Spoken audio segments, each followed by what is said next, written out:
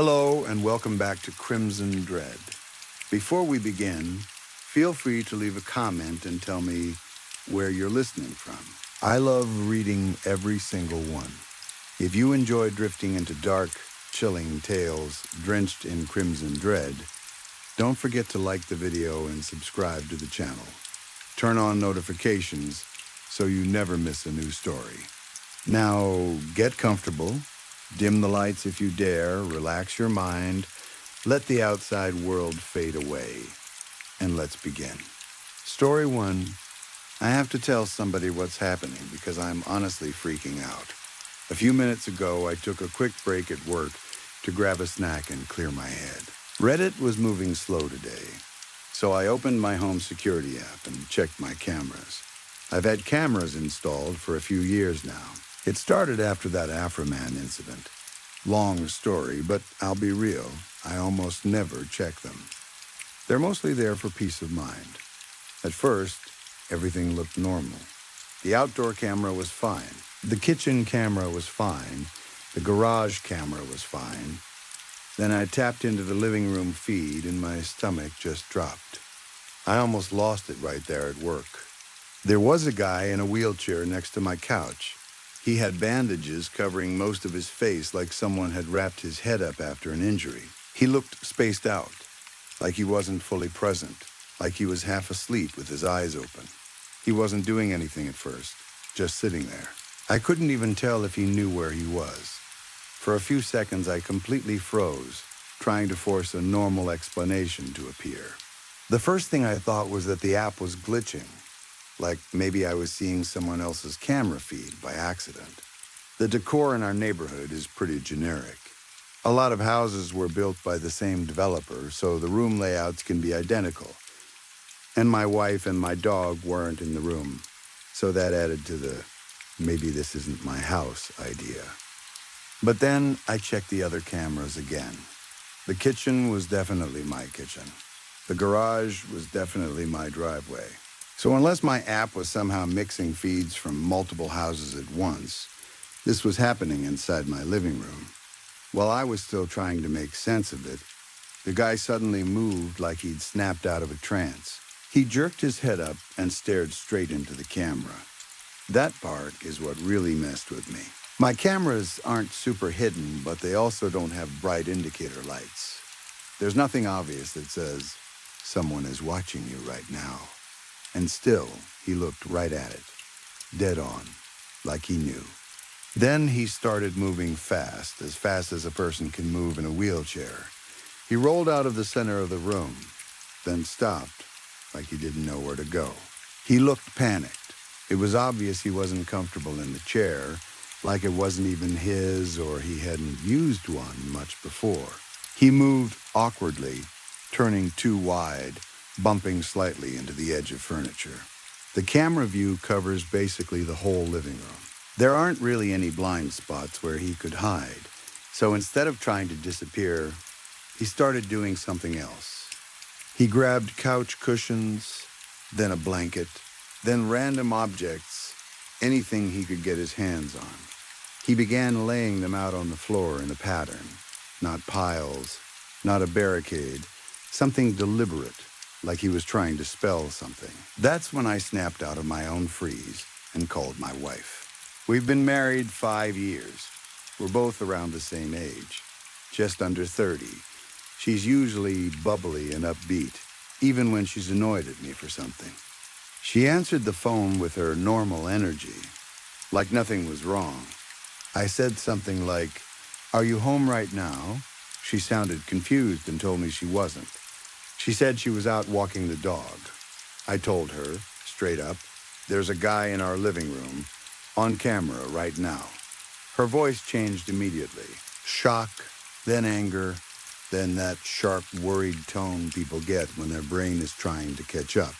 She swore she didn't know who it could be or why anyone would be in our house. She insisted she hadn't let anyone in. She wasn't acting guilty. She sounded genuinely alarmed. We agreed I should call the police. But before I did, I looked at the living room feed again. I wanted to make sure I wasn't losing my mind. I wanted to see if I'd hallucinated it, or if the app was doing something weird. I hadn't hallucinated anything. The guy was still there, and now I could see what he was doing more clearly. He wasn't just laying items down randomly. He was writing letters with them, like a message. I watched him place objects carefully, line by line. The letters on the floor were starting to form a word, or at least the beginning of one. It looked like, don't. Don't see? Don't call? Don't come? I didn't even have time to finish the thought, because while he was still arranging the message, my wife walked into the living room on camera. That's when my brain just broke for a second. What the hell is she doing? I thought she was walking the dog. But she didn't come in screaming. She didn't run. She didn't freeze when she saw him. She wasn't acting like someone who just walked into a home invasion. She looked annoyed, like she'd caught someone doing something they weren't supposed to do, but not like she was scared for her life. She immediately started picking up the cushions and objects he'd laid out, basically undoing the message. And she started arguing with him. I couldn't hear audio, but I could tell from her gestures and the way she leaned in. It looked like a real argument, not a frightened, "Who are you?" but a frustrated, "What are you doing?" kind of argument. Then my dog came into the room too. He was pacing nervously, but he didn't attack the stranger. He didn't even lunge or bark the way he does when someone comes to the door. He looked anxious, sure, but not defensive, like he didn't recognize the person.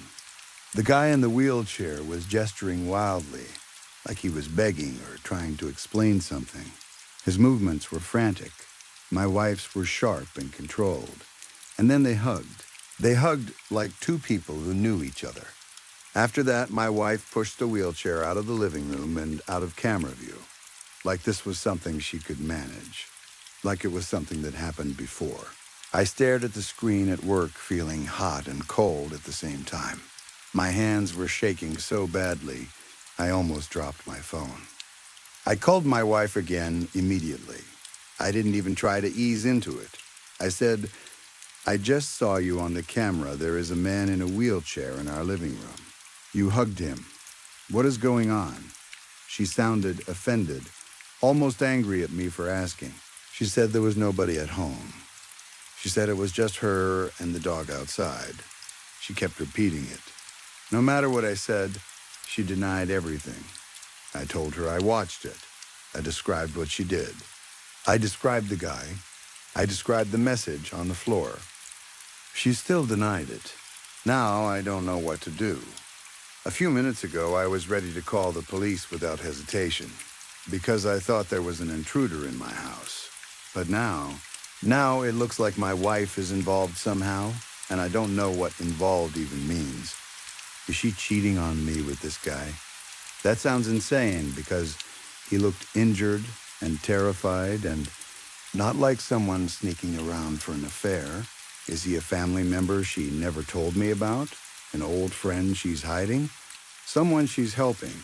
If so, why hide it from me? Why deny it when I can see it? And if she is hiding something, why did she tell me to call the police earlier? Why not stop me?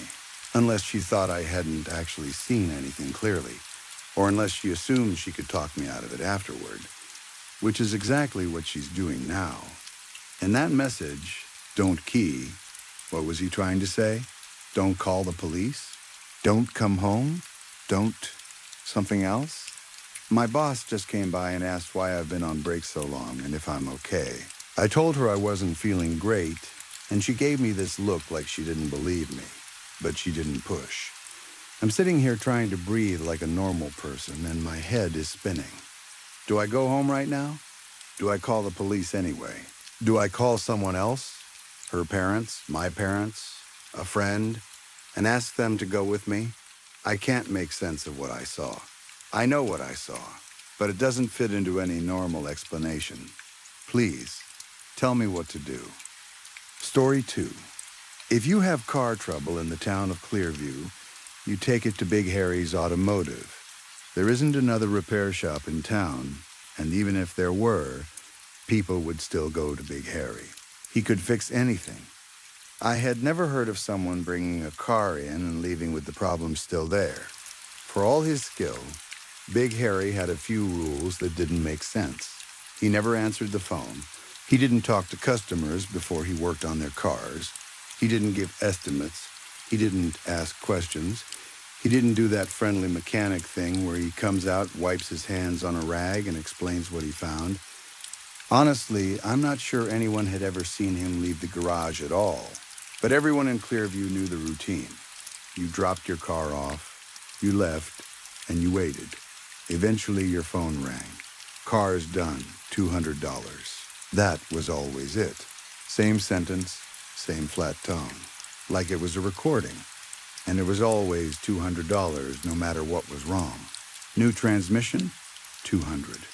Oil change? $200. Missing lug nut? $200. It didn't matter if you brought in a barely running junker or a brand new truck. Some people complained about that part, especially when they had to slide a check through the little slot in the garage door. It felt like a scam until you remembered the other part. Big Harry never cashed the checks. If you pressed your eye up to the slot and looked inside, you could see them piled on the dirty tile floor like fallen leaves. Not a neat stack either. Just a huge, messy mound of envelopes and folded paper, rising so high it looked like it might reach your knees. Someone once said it had to be 3 feet tall by now. I believed them. If you're reading this, you might be thinking, what a lucky town. A mechanic who basically works for free. But nothing is free. Not really. There's always a price. You just don't always get to choose when you pay it. I paid mine the day I walked into Big Harry's garage.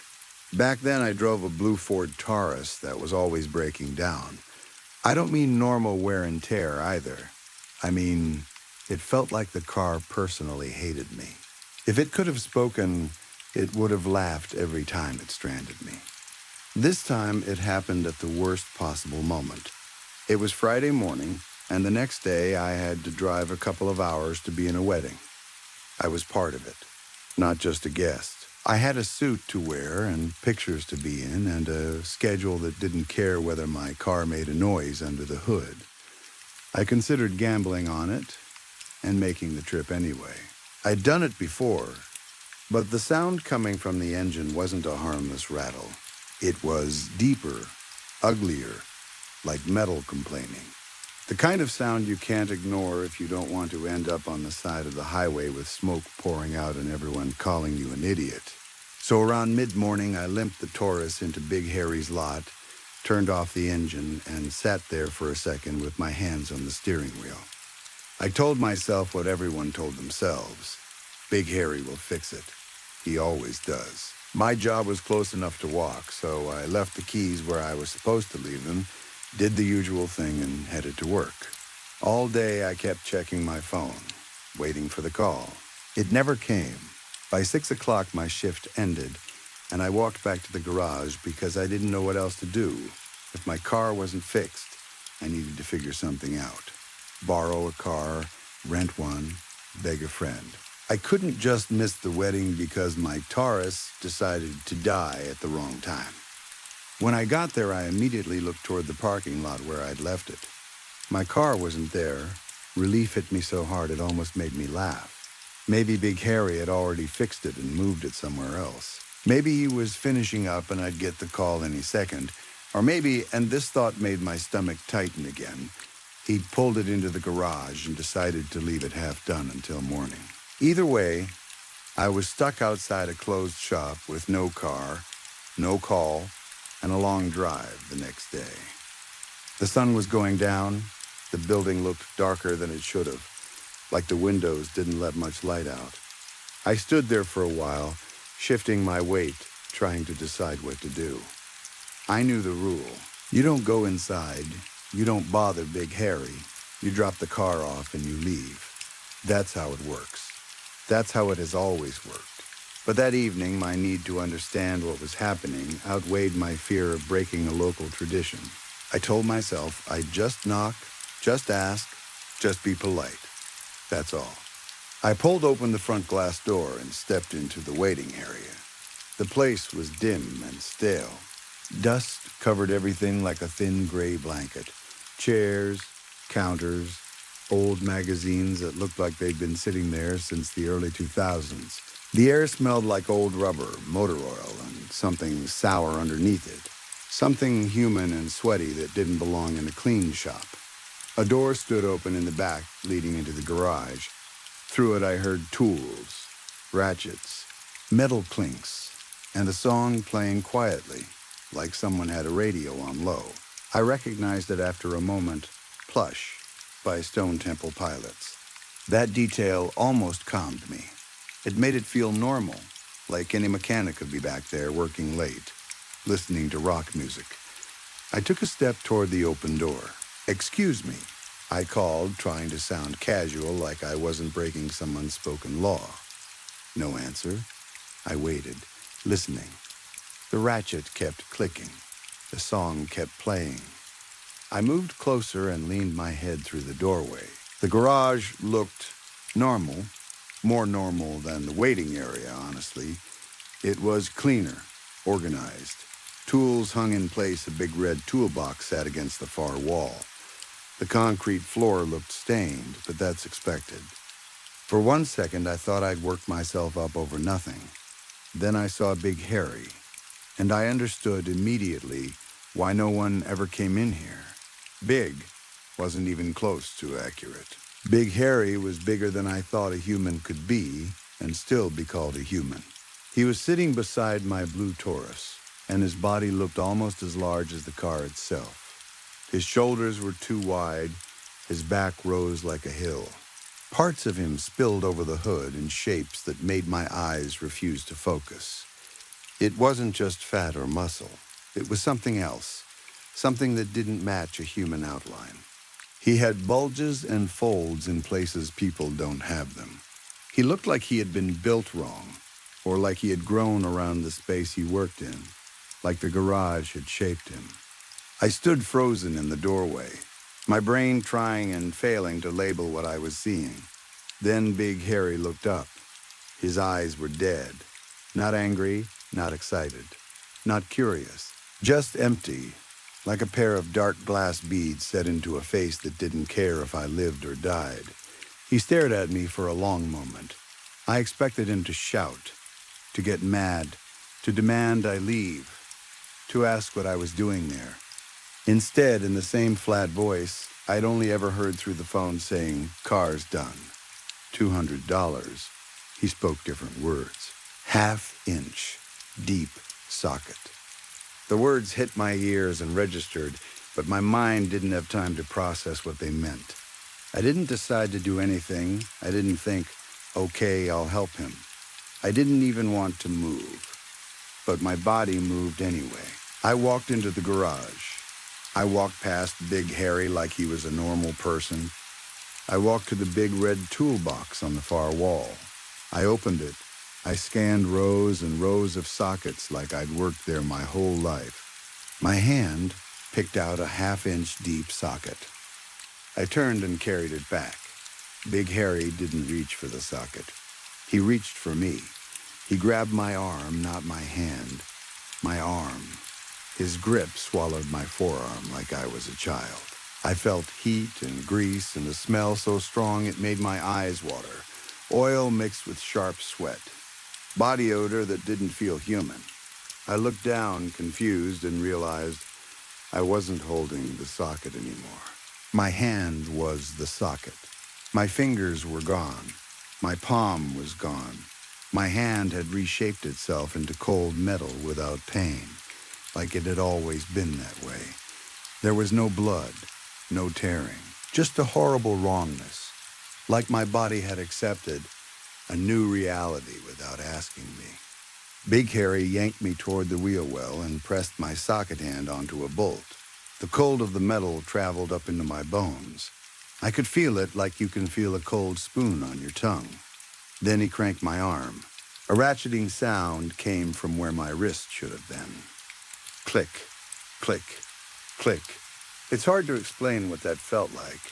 It was like there were two versions of me standing in the same place. One version was calm, blank, obedient. like a tool doing what it was made to do. The other version was screaming internally, trapped behind my eyes, watching my body get used like equipment. I tried to pull away. I tried to jerk back. Nothing happened. My muscles didn't answer me. Big Harry finished loosening the bolt and let go of my arm. I stood there shaking, not because my body chose to shake, but because fear was leaking out of me wherever it could.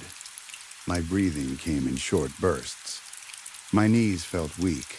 I wanted to run, but my feet didn't move. Then he spoke again, 20 millimeter, and my body turned back to the toolbox.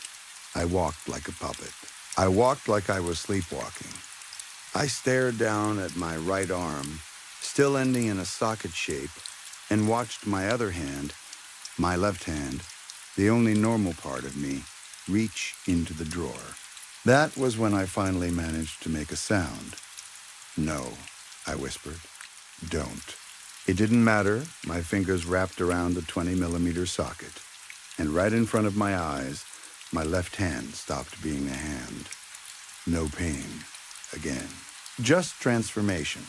The skin tightened and smoothed into metal. The bones shifted like they were made of clay.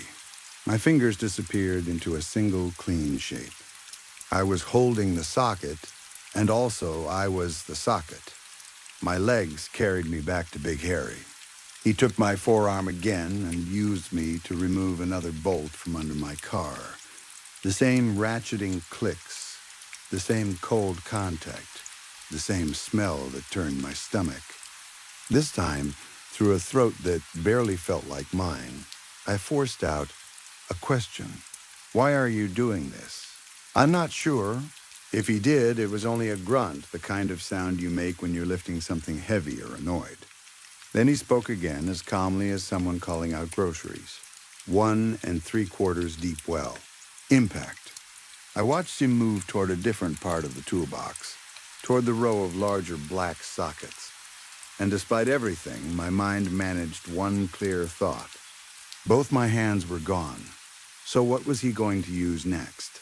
Panic hit me so hard it felt like nausea. My mouth opened on its own. My head turned toward the toolbox without my permission. I tried to fight it with everything I had. I tried to lock my jaw. I tried to clamp my teeth. I tried to force my neck to stay still. There was nothing I could do. I made a sound that was part scream, part choking noise as the socket slid into my mouth. Cold, rubbery metal against my teeth. The sensation of something wrong shaping itself inside my face. I was sure my head had changed into something else. I expected darkness. I expected to lose sight. But I could still see. My feet carried me back to Big Harry. He grabbed the back of my head. His hand covered my skull like a helmet. He forced my mouth down onto a large bolt. I felt pressure behind my head, like he was bracing an impact tool against me. And then there was a loud clinking sound. And then we turned. He twisted my head like it was a wrench. My neck didn't snap. It should have. It didn't. My body held together because it had been made into equipment, built to handle torque. When he pulled my head away, the bolt stayed in my mouth for a second, like I was holding it. I tasted metal and grease. My eyes watered. Somehow in the middle of it, I watched myself place a new part into the wheel well. I don't know what it was. I don't know what he fixed. I only know my body did it perfectly, like it knew where everything went. Then Big Harry used the sockets in reverse order, putting the bolts back, tightening them down. First the big one, then the smaller ones. The ratcheting clicks returned, steady and final. When he was done, he rolled the wheel back into place. He hit a button hanging from the cable, and the car lowered a few inches with a heavy controlled drop. Big Harry backed away from the Taurus and looked it over. He made a satisfied grunt, like a man checking his work. Then he turned his head toward me.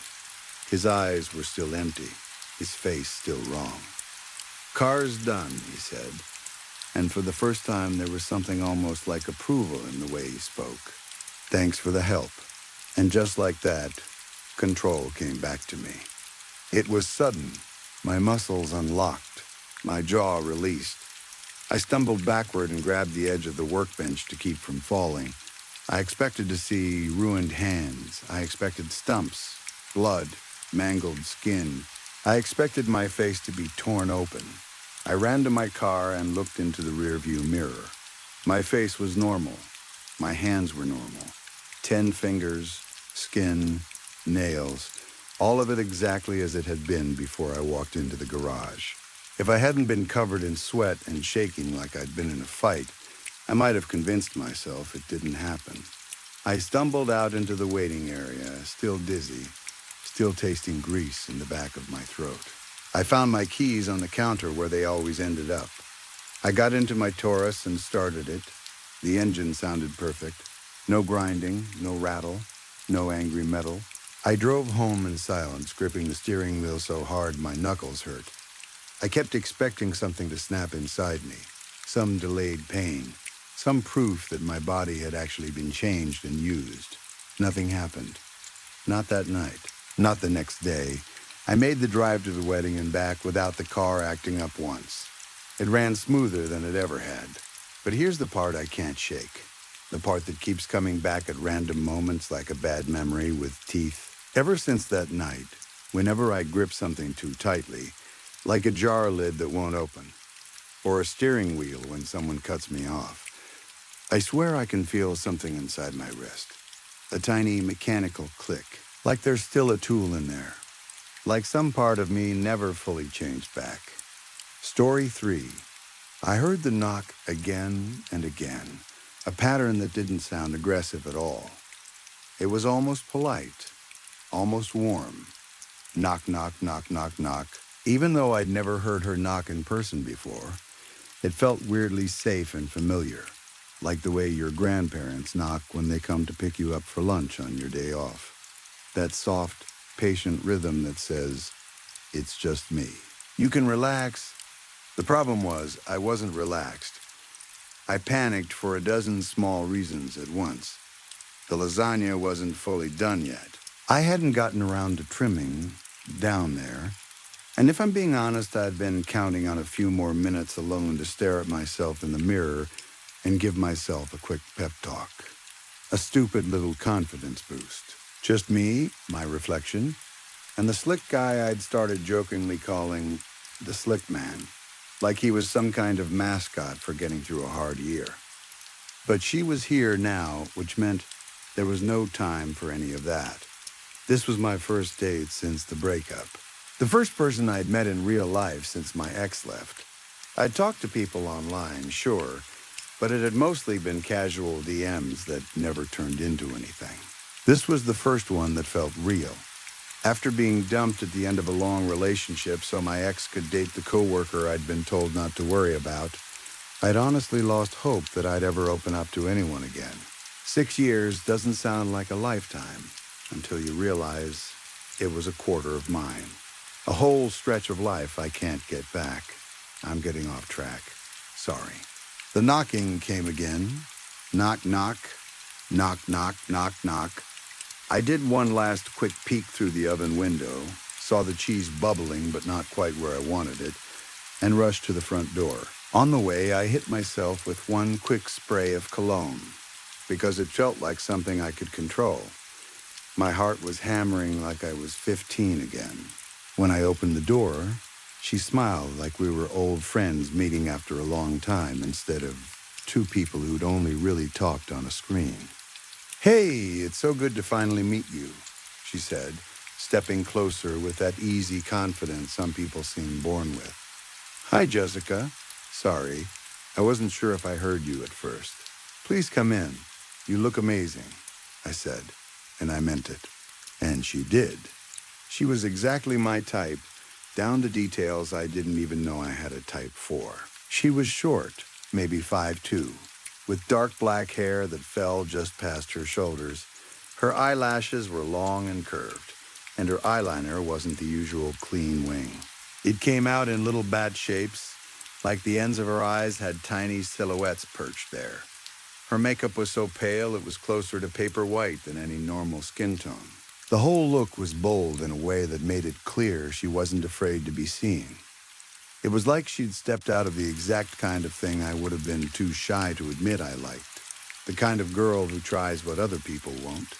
The kind of different I'd been craving without realizing it. Her outfit sealed it. Black corset, stockings, the whole thing. On a first date. Everything about her screamed goth, except her name, which sounded like someone who'd sell you candles at a mall kiosk. She asked if it was okay to put her purse on the end table near my front door. Yes, of course. Sorry, I said, like I always do, and gestured toward the table. As she set the purse down, I noticed the only thing that didn't match, a bright Garfield pop socket on her phone. It was so out of place, it almost made me laugh. "I'm sorry, dinner's almost ready," I said. I was nervous, and I didn't want to mess this up. I didn't want to fumble the first real chance I'd had at something good. She tilted her head slightly, like she was listening to the room itself. "Aw, you remembered my favorite?" she said. "How do you know what it is?" I asked, genuinely surprised.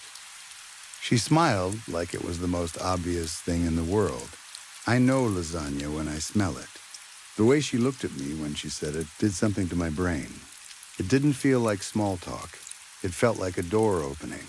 Like whatever walls I'd promised myself I'd keep up were suddenly thinner than I thought.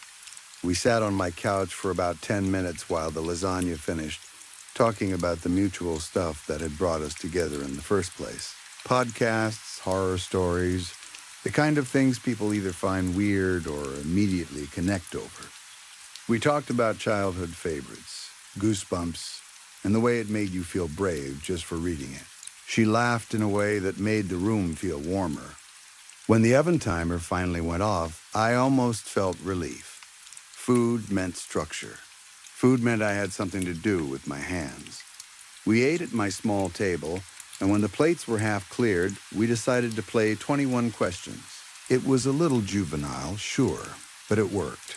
It let us move from safe topics into more personal ones without it feeling forced. Favorite shows, favorite music, worst jobs, biggest fears.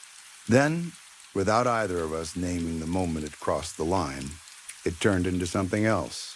Flirtier, sharper, questions that weren't about movies anymore. Before I knew it, we were talking about sex like we'd known each other longer than a few weeks of messages. She said her favorite position was reverse cowgirl, like she was ordering a drink at a bar. I made a stupid sound and nearly choked on my wine. TSSKL, I managed, coughing into my hand. "Sorry." She chuckled, then leaned forward slightly with a grin that felt like a challenge. "Careful. Saying sorry too much is going to make you come off pathetic." I laughed, partly because it was funny, and partly because it hit close to home. "Fuck you." The laughter stopped in a clean, sudden way, like she'd flipped a switch. "When and where?" she said, staring straight into my eyes. I pretended to check an invisible watch, then glanced past her at the microwave clock like I was slick. 8:22, and in my bedroom, I said. She looked over and laughed because the microwave actually said 8:20. "Sounds perfect to me," she said. "Let me just use the little corner's room." She said it in a playful voice and headed toward my bathroom with this light, seductive giggle that made my stomach tighten in a good way. For a second, I just stood there, smiling like an idiot. Then my brain kicked in. This was perfect. It gave me a chance to do one last quick look at my room. Make sure nothing weird was out. Nothing that would kill the mood. I walked in, scanned the place. "Yep, looks good," I muttered to myself, then turned to head back out. And then everything went wrong all at once. Jessica burst out of the bathroom like she was running from something inside it. Not just stepping out fast. She slammed the door open so hard it hit the wall, and her face was completely different. The confidence was gone. The playful look was gone. She looked like she'd seen something that made her brain short out. She stopped when she saw me. "Please," she screamed, voice cracking, "just let me go." "What the fuck are you talking about?" I said, because I didn't have anything else. She looked left and right like she expected something to come after her. Her eyes were glossy. Tears were already coming. The little bats at the ends of her eyeliner were smearing and fading like they were melting off her face. My first thought was stupid and selfish and automatic. We were supposed to hook up. What just happened? "Please just tell me what's going on," I said, trying to sound calm even though my chest felt tight. "Did I leave the seat up and you fell in or something?" "I'm not keeping you," I said quickly, backing up with my hands half raised.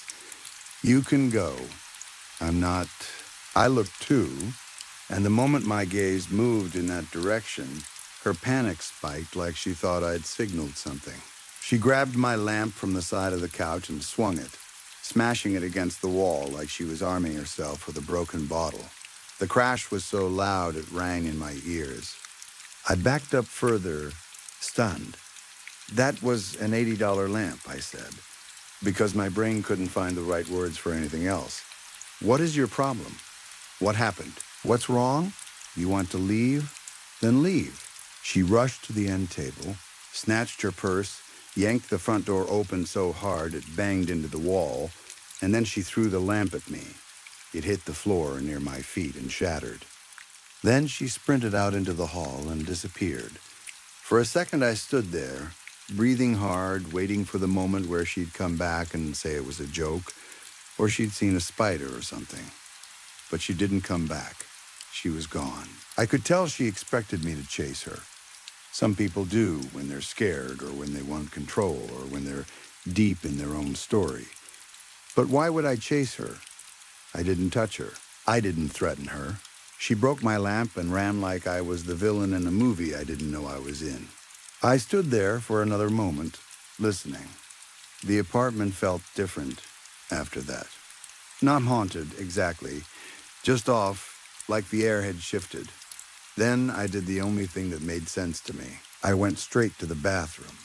If she'd freaked out that badly, something had to be in there. Something obvious. Something I'd missed. I walked in and flipped the light on, scanning everything quickly. The bathroom looked normal. The seat was down. The candle I sometimes lit was there and still burning. The mirror looked clean. No marks. No writing. No sign of anyone hiding. Nothing. I stepped closer to the sink and stared at my reflection, trying to understand. Was it my mirror? Was she scared of seeing herself? Was she scared of the way the candlelight made shadows? It didn't make sense. Then my eyes drifted, like they always did, to the space where the slick man was. I've never had a better name for him. It started as a joke, a weird way to cope with loneliness after the breakup, a private thing. A presence I talked to when I didn't want to talk to anyone else. I'd tell myself it was just my imagination, just stress, just a strange comfort ritual. I knew how it sounded, so I kept it to myself. I sighed, suddenly exhausted, and decided I owed him an apology, like I'd made him wait, like I'd been rude. I grabbed a fully made plate of lasagna from the kitchen and brought it in, careful not to spill. I placed it where I always placed it, on the slick man's second forehead, and I murmured a quiet sorry under my breath. He didn't say anything. He didn't blink. He never does. After that, the night felt empty. Not romantic empty. Just drained. I was down a date, down a lamp, and sitting in an apartment that suddenly felt stupidly quiet. I even took one last picture of the lamp before tossing the pieces, thinking I might try to find the same one again later. That's where I thought the story ended. It didn't. After I posted about it, my DMs filled up like I'd kicked over a nest. People asked questions nonstop, the same ones over and over. Some were curious in a normal way. Some were joking. Some were aggressive, like they wanted to catch me in a lie. I'll try to answer the big stuff the best I can, because a few of you were actually kind about it, and I don't want to pretend I didn't see that. The first thing everyone asked was, when I met the Slick Man. I wish that was an easy question. It isn't. I don't know the exact beginning, and that alone makes me feel sick, because it means I can't draw a clean line between before and after. I can't point to a first day and say, that's when it started. The truth is, it feels like he knew me before I knew him. Not like a stranger watching you. More like a relative you grew up around. Someone who has always been there in the background of your life, quietly present. The earliest clear memory I have of feeling him around was about a year ago. 5 months after the breakup, I'd finally moved into my own apartment for the first time. I was alone in a new space, learning what my routines looked like without her. I was trying to meet myself again, trying to feel like a person instead of a leftover. That's when the first strange thing happened. I came home from work, turned the knob, and pushed the front door open. The sound stopped instantly. That's the best way I can describe it. Like there had been noise in the apartment, something running, and the moment the door opened, it went quiet. Not like a TV turning off with a click. More like a presence that had been making itself known and then hid the second I stepped inside. I stood there frozen, hands still on the knob, listening. Nothing. The next day, it happened again. Same thing. The moment the door swung inward, the sound cut off. It wasn't loud and it wasn't violent, but it was consistent, and it started to mess with my head. It gnawed at me because I couldn't explain it. I tried to blame the building, pipes, neighbors, appliances, but it didn't match any normal pattern. It happened a few more times before I fully accepted there was nothing outside my apartment that could make that sound. It wasn't coming from the hallway. It wasn't coming from another unit. It was inside mine, and it was stopping because I was home. In the meantime, I tried to keep my life moving. I started talking to girls online through mutual communities, still staying away from dating apps because I didn't have the energy for them. I ate real meals again. I kept routines. I told myself I was getting better, and in some ways I was. But heartbreak doesn't go away just because you're eating more vegetables. Some nights at 24, still raw and angry and embarrassed by how much it hurt, I'd stand in the shower letting the water run too long. I'd stare at the tile and replay the last months of my relationship with my ex, noticing new details in hindsight. The way she had been preparing to leave before I ever knew it. The way she'd been distant but still smiling. The way she'd mention her coworker in little casual stories like he was harmless. She's with him now, I'd think. She was probably with him back then, too. And I'd slam the water off so hard the pipes rattled. The first time I noticed the connection, it was like my brain snapped into focus. Every single time I came home from work and opened my front door, the sound that stopped instantly was my shower turning off. Not the water in the walls. Not a neighbor, not the building. My shower. Once you realize something like that, you don't unrealize it. It doesn't matter how much you want to. Your body recognizes it as wrong on a basic level. That was my first real encounter with the Slick Man, even if I didn't have a name for him yet. The second question people kept asking was what he looked like. I'm going to explain this the way I can, but I need you to understand something. I'm not asking to be mocked, and I'm not asking to be debunked. I'm not interested in hearing that I'm the only person who has a Slick Man. I don't care what you think you have. I'm telling you what I have. I'm telling you what's in my bathroom. This should build trust, so please don't ruin it by being dishonest with me. He isn't just a figure in the mirror. He's not a simple shadow you see in the corner of your eye. The Slick Man is real in a way that feels physical and organized. He's a collection, a structure, a thing made from different hosts, gathered over the last year because he directed me to do it. If I tried to change anything on my own, if I tried to get creative or make it look better, he would get unpleasant.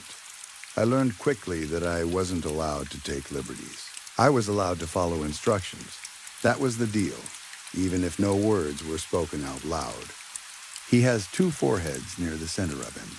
One used to belong to someone I cared about, the other didn't. At first, I tried holding pieces together with hot glue because I thought that's what people do when something needs to stick. It didn't hold the way I needed it to. It fell apart like bread in water. The glue held fine, but the material didn't. The second forehead connects at the bathroom counter with the rest of the hosts. I used caulking in some places, and PVC glue where parts rise up and disappear into the medicine cabinet.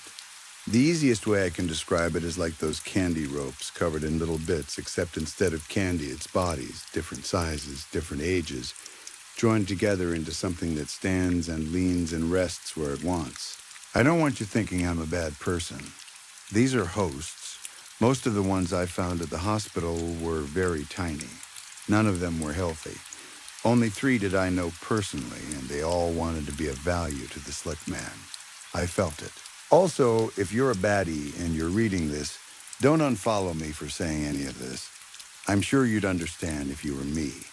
Maybe some of you need your own slick man. I could help you. If you private message me, I can walk you through it. We can find the best point of interest that fits your living space. That's where I left it. Then the knocking came again, but it wasn't the same knock as before. Knock, knock, knock. Police, open up. We have a search warrant.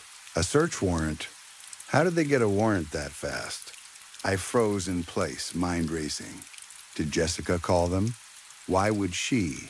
I hadn't done anything wrong. I knew I could explain it if I just got the chance. I could explain hosts and value and how I never used healthy full-size ones unless they wanted to be of value. I could make them understand.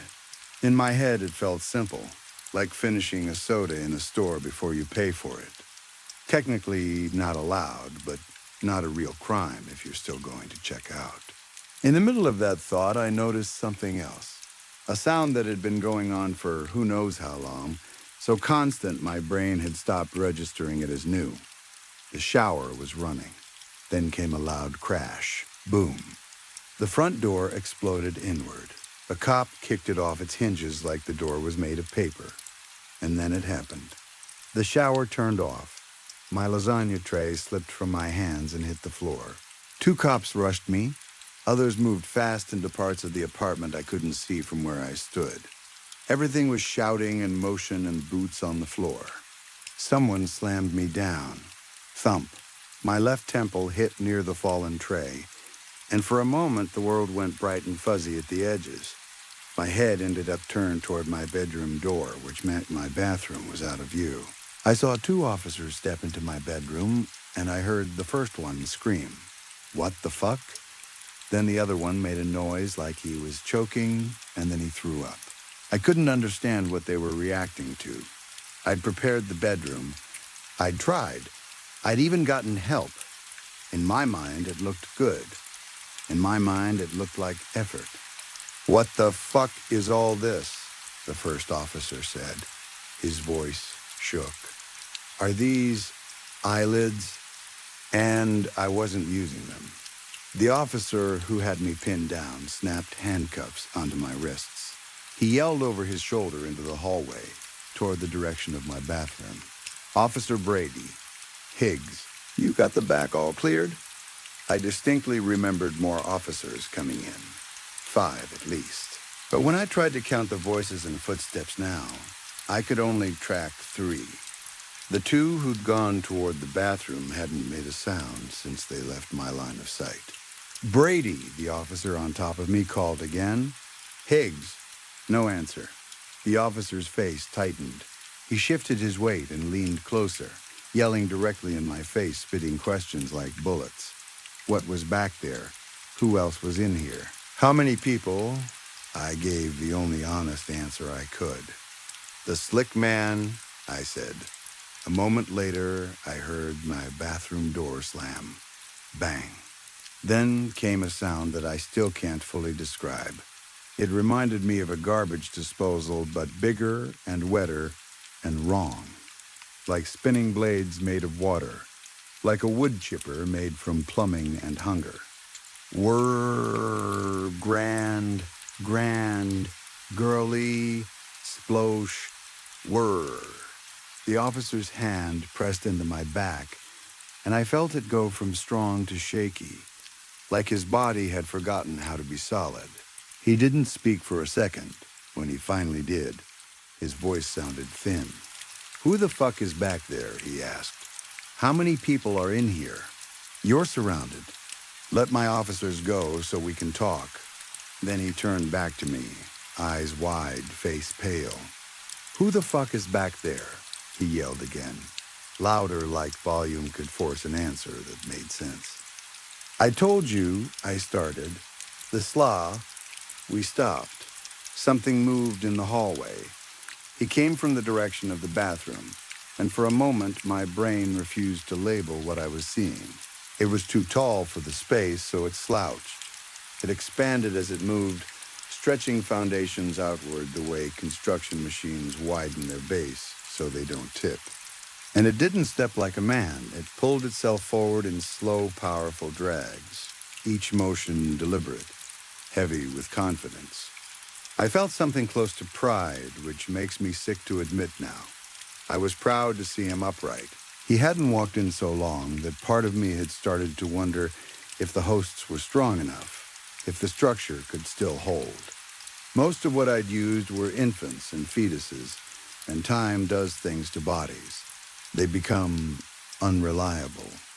But the slick man was standing. He was moving. He was being held up by exactly what he'd asked for, like it proved I'd done it right.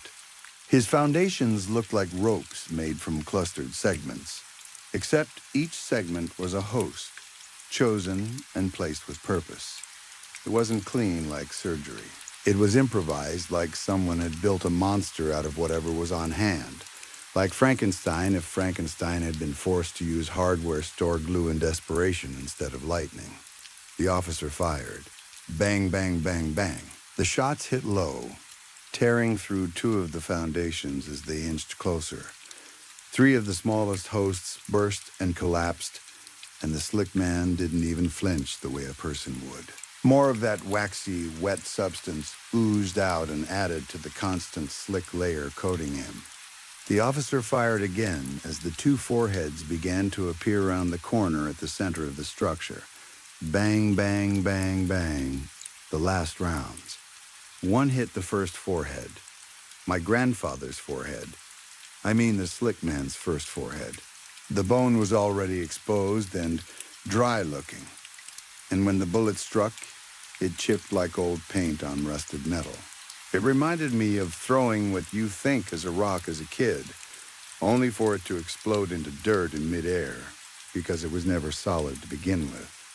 Watching it break did something inside me. Not fear, not relief. It damaged the image I'd built in my head of what the slick man was. It made him look less immortal, less perfect, less inevitable.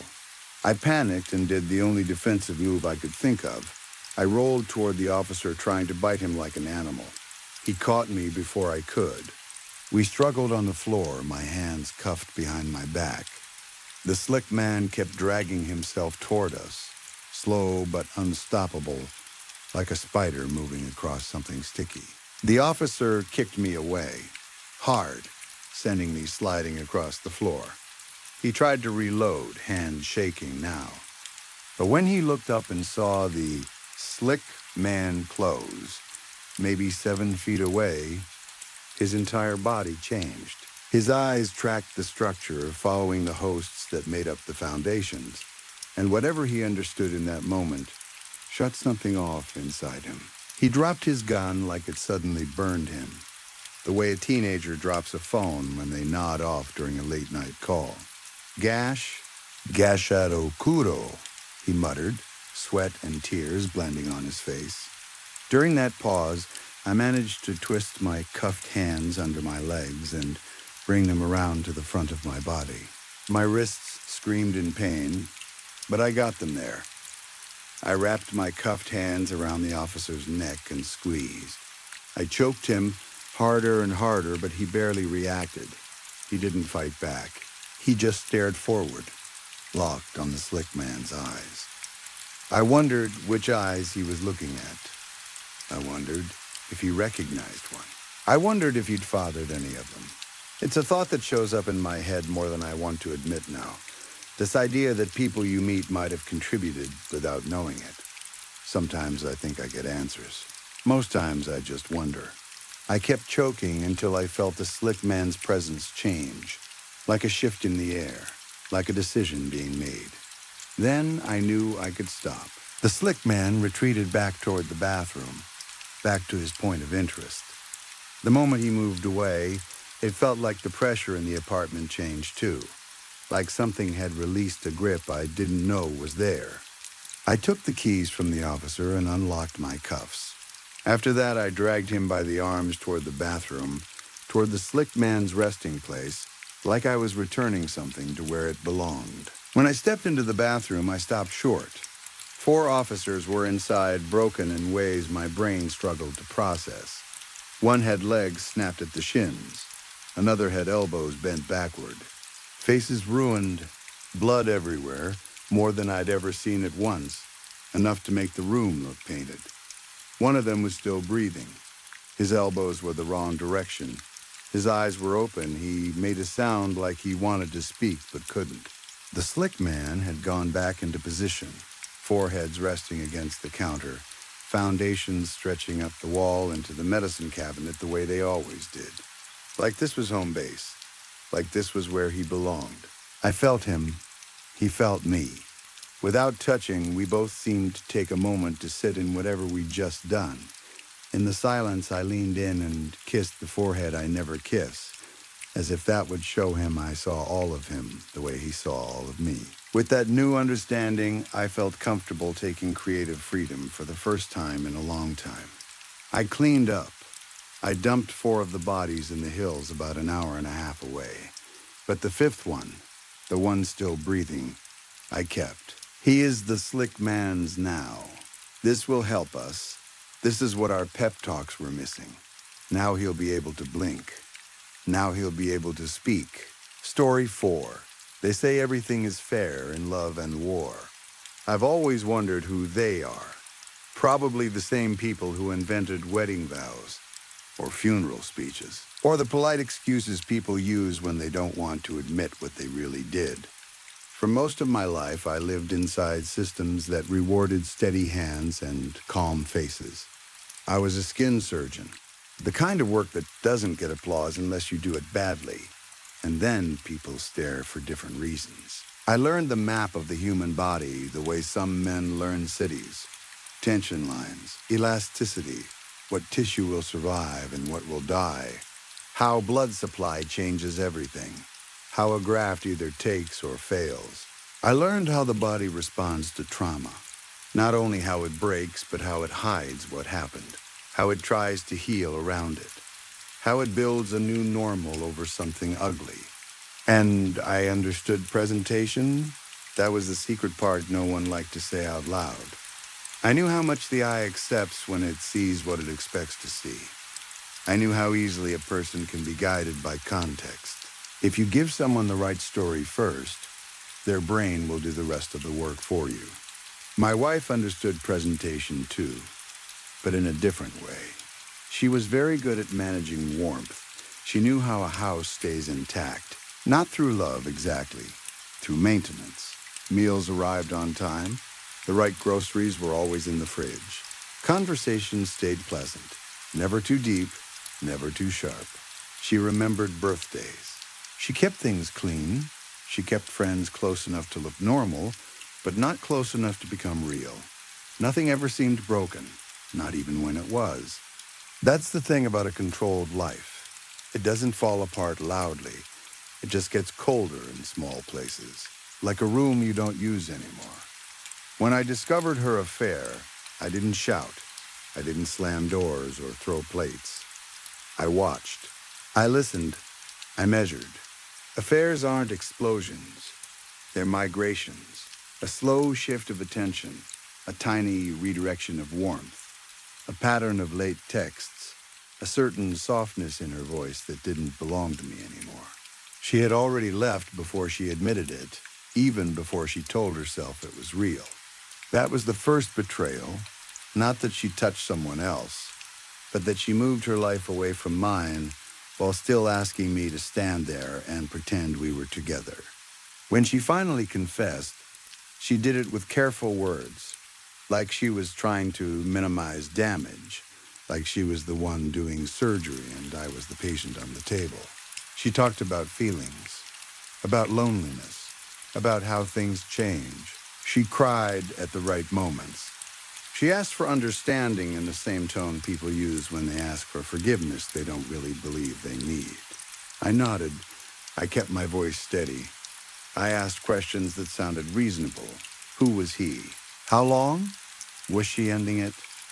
She answered like a person who believed the world still followed rules, like a person who thought honesty would clean the mess. I told her I needed time, and I did, but not for the reasons she assumed. Tailoring became my excuse to disappear. A harmless hobby, she called it at first. Something soothing, something quiet. She liked the idea of me doing something gentle, something domestic, something that made me look less sharp. People like when a surgeon has soft hobbies. It makes them feel safer. In reality, it was education. Fabric teaches you things flesh never can, because fabric doesn't bleed. You can take your time. You can unpick a seam and do it again. You can learn how to hide work so perfectly that even your own fingers have to search for the join. You can learn tension, stretch, weight, drape. You can learn how to make two edges become one without leaving a visible line. I bought good needles, good thread, better scissors than most people own. I practiced on old clothes, on discarded curtains, on thick blankets. I learned what holds, what fails, what tears under strain, what stays quiet. Around that same time, I started volunteering nights at the city morgue. I didn't announce it like some grand charity. I framed it the way people like to hear it. I wanted to help, to be useful, to give time. I didn't lie exactly. I did want to be useful. I just didn't tell anyone what I planned to be useful for. That's where I met Angeli. She worked nights too. Soft-spoken, efficient, always a little tired in the way people become tired when they've spent years around death. She wasn't dramatic about her work. She wasn't cold either. She had a calm kind of kindness that didn't ask for anything in return. She knew where everything was. She knew what paperwork mattered and what didn't. She knew which families needed extra patience and which ones needed firm boundaries. She could be gentle without being weak. We developed a routine without planning it. Bad coffee from the same pot, dark jokes that only people surrounded by bodies can make without feeling guilty, conversations you can't have anywhere else. The strange feeling of working in a place where emotion is constant, but personal emotion is discouraged, like you're supposed to keep it in a box to protect the job. Chemistry doesn't always arrive as fireworks. Sometimes it grows quietly, like a slow leak. It becomes part of the air before you notice you're breathing it. She trusted me. Everyone did. People rarely question a man who shows up on time, works hard, and keeps his head down. A surgeon volunteering in a morgue reads as noble, safe, responsible. The kind of person you build assumptions around. Assumptions are useful. I used to believe fate was random, just life tumbling forward. Now I understand fate is often a game of patience, chaos waiting quietly for the man willing to sit still long enough.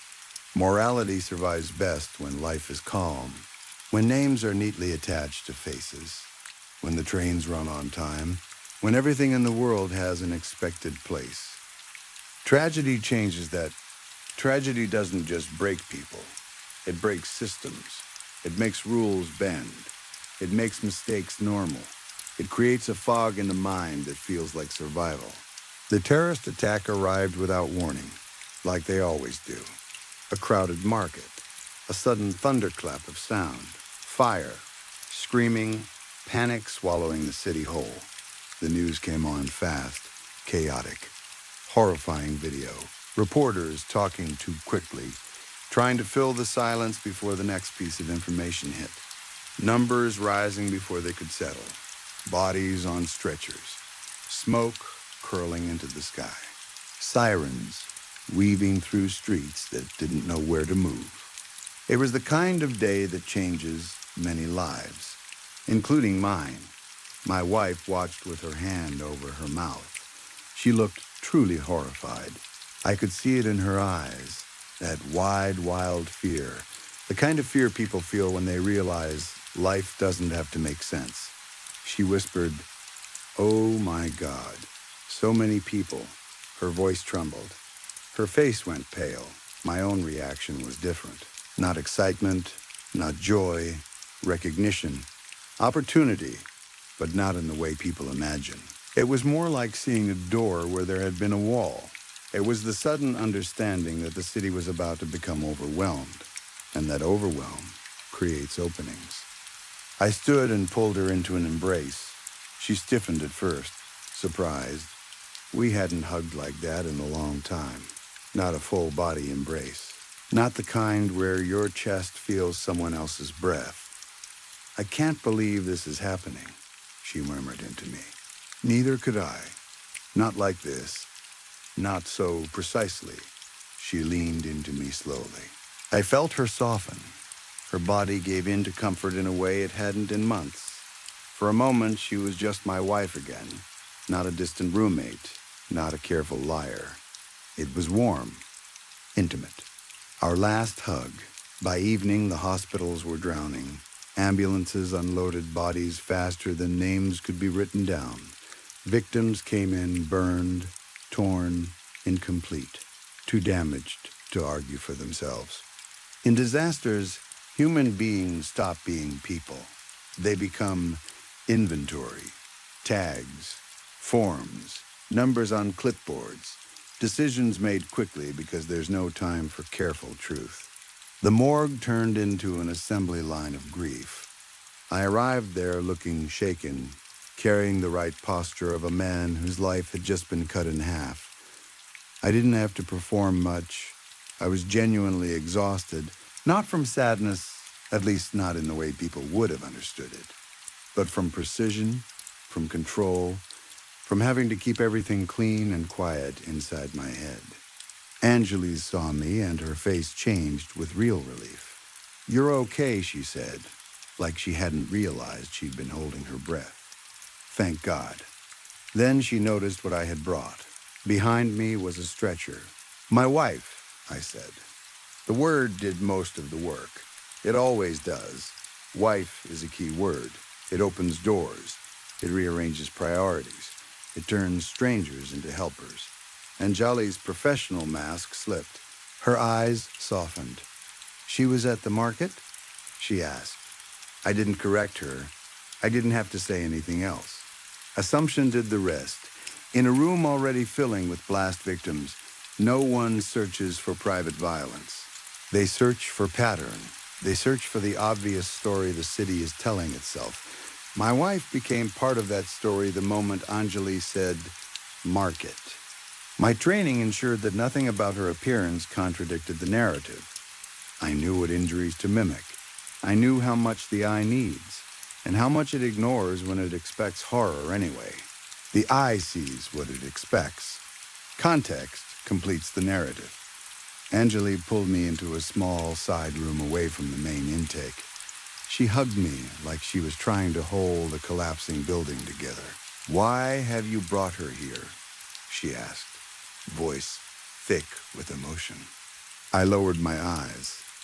I let my shoulders slump. "Anjali," I said softly, "I can't do this." She looked up, caught by the way I said her name like it was the only solid thing in the room. "I don't have the strength for rituals or last rites," I continued. "I can't see her like this. I just need this to be over." I let the sentence break at the end, like my voice couldn't carry it all the way.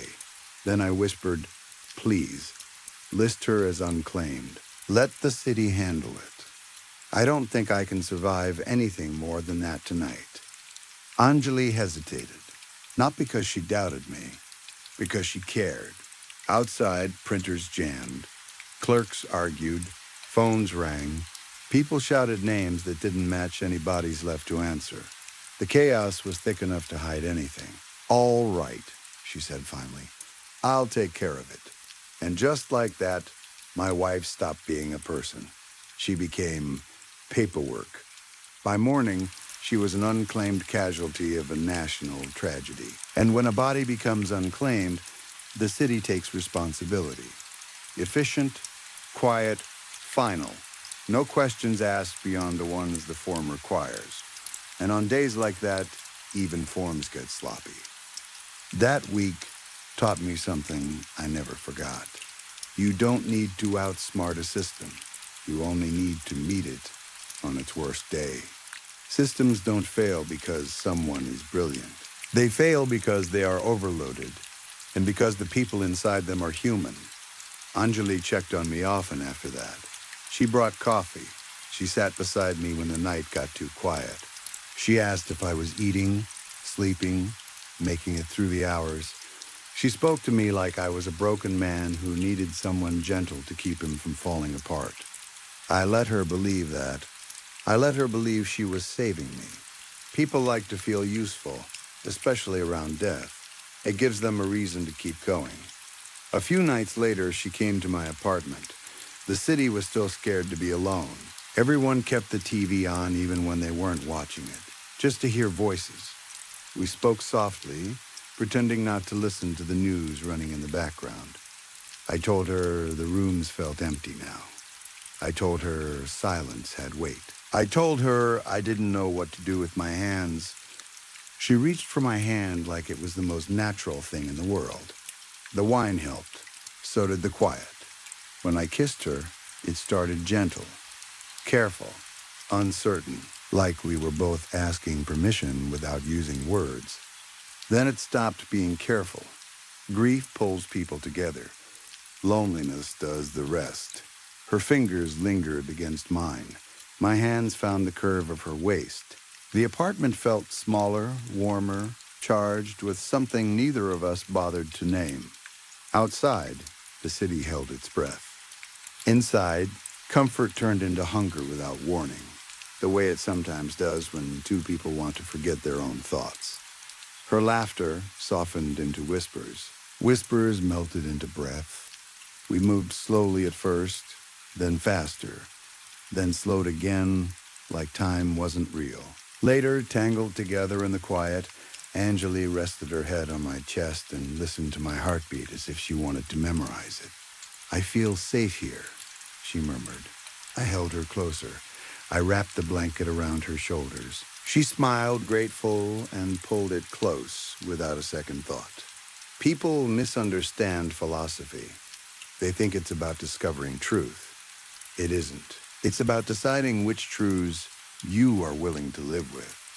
I spent years as a surgeon learning how to separate what is joined, how to remove what doesn't belong, how to preserve what can be preserved.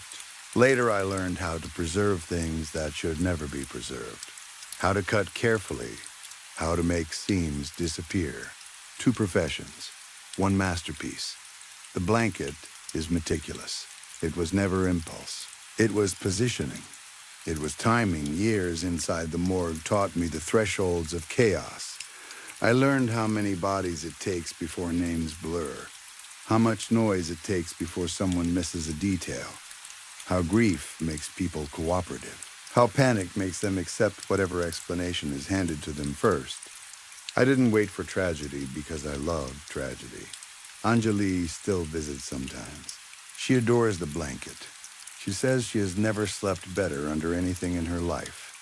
She laughs about it, calls it my strange talent, says it feels heavier than it should, like it holds warmth the way nothing else does. She doesn't know why, but I do. It keeps secrets beautifully, just like skin. Story 5. My name is David, and I'm going to tell you what happened to me a few years ago. I've told parts of it to a couple of people since then, but I never really laid it out from beginning to end. Not because I'm trying to make it sound dramatic, but because even now, when I say it out loud, It sounds like something that should have a simple explanation, and I've never found one. I was about 15 or 16 when it happened. My parents used to travel several times a year, usually for long weekends. They'd leave on a Saturday and come back Monday morning, that kind of thing. For most kids, that might sound scary, but for me, it was the best kind of freedom. I wasn't afraid of being home alone. I actually liked it. The house felt different when my parents were gone. Quieter, lighter. There were no rules floating in the air. I could eat whenever I wanted, stay up late, play games all night, and leave the TV on without anyone telling me to turn it down. Sometimes I'd invite friends over and we'd do gaming marathons until our eyes were dry and our brains felt numb, and then we'd sleep half the day after. My parents left early Saturday morning. I remember watching them pull out of the driveway and feeling that quick rush of excitement you get when you realize the house is yours for a while. I already had plans too. My best friend and I had arranged a sleepover, but not that night. He was coming Sunday, and he'd stay into Monday because my parents wouldn't be back until Monday morning. We were going to stay up, play games, mess around, and take advantage of having the place to ourselves. Our house was fairly big. Not some mansion, but big enough that it didn't feel cramped. There was a decent backyard with a small vegetable garden that my mom was proud of. The houses on our street were relatively new at the time, all built in a row, 5 of them lined up. Ours was the last one in that row. Beyond our place, there was a small road that led out to another street with more houses. And across that little road, there was one more house. Older than ours, older than the rest of the row. It looked like it belonged to a different time. The paint was dull. The yard looked half forgotten. It had that tired, abandoned look, even though it was still standing. I'd heard it was going to be demolished. People talked about it casually, like it was just a matter of time. But the demolition didn't happen right away, and for months it just sat there, empty-looking and out of place. The window of my bedroom faced that house. That's important because it meant I saw it every day. I'd wake up and it was there. I'd draw my curtains at night and I'd still know it was there. I don't even know if anyone lived in it at that point. I never saw anyone outside, no lights turning on, no car pulling into the driveway, no movement behind the windows. If someone was living there, they were doing a great job of not being seen. I didn't think much about it, though. It was just the old house. It was a background object in my life, like a broken streetlight you get used to. Sometimes I'd stare at it while I played games, especially when I got bored and leaned back in my chair. It always looked the same, quiet and closed up. Saturday night came. I remember being in a good mood, mostly because the next day was my sleepover with my friend. I had the whole Sunday planned out in my head. The house felt calm. It felt safe. I didn't have any reason to think something weird was going to happen. I did my normal routine. I called my parents to check in. They were already where they were spending the weekend. They sounded relaxed, like they were enjoying themselves. They asked if I'd eaten, if everything was okay, and I said yes. Nothing about that conversation stands out, except that it was completely ordinary, like proof, later on, that this was a real night and not some dream I made up. After that, I made myself something quick for dinner. I don't remember exactly what. Probably something easy. I cleaned up just enough that I wouldn't get in trouble later. Then I got ready for bed. It was summer and the heat at night was miserable. Our house held warmth like a box, and my room always felt stuffy. I usually slept in simple shorts. That night I did the same, and I left the balcony door or window slightly open, just enough to let some air in. If I closed it completely, I'd wake up sweating, and I hated that feeling. I turned off the lights and went to sleep. I don't know how long I slept before I woke up, but when I did, the room wasn't dark. That was the first thing I noticed. A glow was coming through my window, strong enough to paint the ceiling and the wall with a pale light. For a second, my sleepy brain thought it was morning. It felt like that kind of light, steady, bright, wrong for the middle of the night, but not flickering like a TV. Then I remembered what time it was supposed to be, and confusion snapped me more awake. I reached for my phone. The screen lit my face. It was almost 4 a.m. That didn't make sense with the light in my room. It was too bright to be the moon. It was too steady to be headlights passing by. My first thought was that a car had pulled up outside and left its lights on, maybe right in front of the house or near the driveway, pointing straight at my window. Annoyed more than scared at first, I got out of bed and walked over to the curtain. I was still half asleep, and my body felt heavy, like it didn't want to fully enter the moment. I moved the curtain just a little and peeked out. The light wasn't coming from the street. It was coming from the old house. I leaned closer, my eyes adjusting. The glow wasn't from a single light either. It looked like multiple sources, warm and orange. For a few seconds, my mind tried to label it as something normal. Maybe workers. Maybe some kind of late-night activity. Maybe a fire in a barrel, something like that. Then I saw people. They were outside the old house, in the yard or the space near it, arranged in lines, 3 or 4 parallel rows, like something organized. And all of them were dressed in black. Not dark clothes in a casual way, black in a deliberate way, like it was part of the uniform. What stood out most were the torches, real torches, large ones held upright so the flames made that bright, wavering light. It hit me suddenly and physically that I shouldn't be seeing this. It didn't belong on a quiet street at 4 in the morning. It didn't belong in front of a house that seemed abandoned. It didn't belong anywhere near my bedroom window. For a moment, I just stared, trying to process what I was looking at. My brain felt slow and clumsy, like it couldn't keep up. I remember thinking, is this a prank? Is this some weird group? Who would do this here? I shifted a little closer to the window to get a better look. I wanted to see faces, to see if they were teenagers messing around, to see if it was something I could laugh about later. And the moment I moved, they all turned their heads. Not 1 or 2. All of them. It wasn't gradual. It was immediate, like they'd been waiting for that exact motion. One instant, they were facing forward in their rows, and the next instant, they were looking straight at my window, straight at me. My heart kicked hard. My stomach went cold. I froze so completely that I felt stuck, like my feet had locked to the floor. It wasn't just fear. It was the shock of being seen when you thought you were invisible. I couldn't make out individual faces clearly from where I stood, not in that light and at that distance. But I could tell their attention had snapped onto me as a single unit. That was what made it terrifying. The synchronized movement didn't feel human. It felt rehearsed. It felt like something out of place in the real world. I backed away from the curtain like it could burn me. I closed the balcony window fully, harder than I meant to, hands shaking. I locked it. Then I moved to my bedroom door and locked that too. I didn't even think about how ridiculous it was to lock my bedroom door inside my own house. It was pure instinct, like my body had decided there needed to be barriers between me and whatever was outside. For a few seconds, I stood there in the dark, breathing too fast. Trying to understand what had just happened, a part of my mind tried to save me by suggesting it wasn't real. Maybe I'd been dreaming.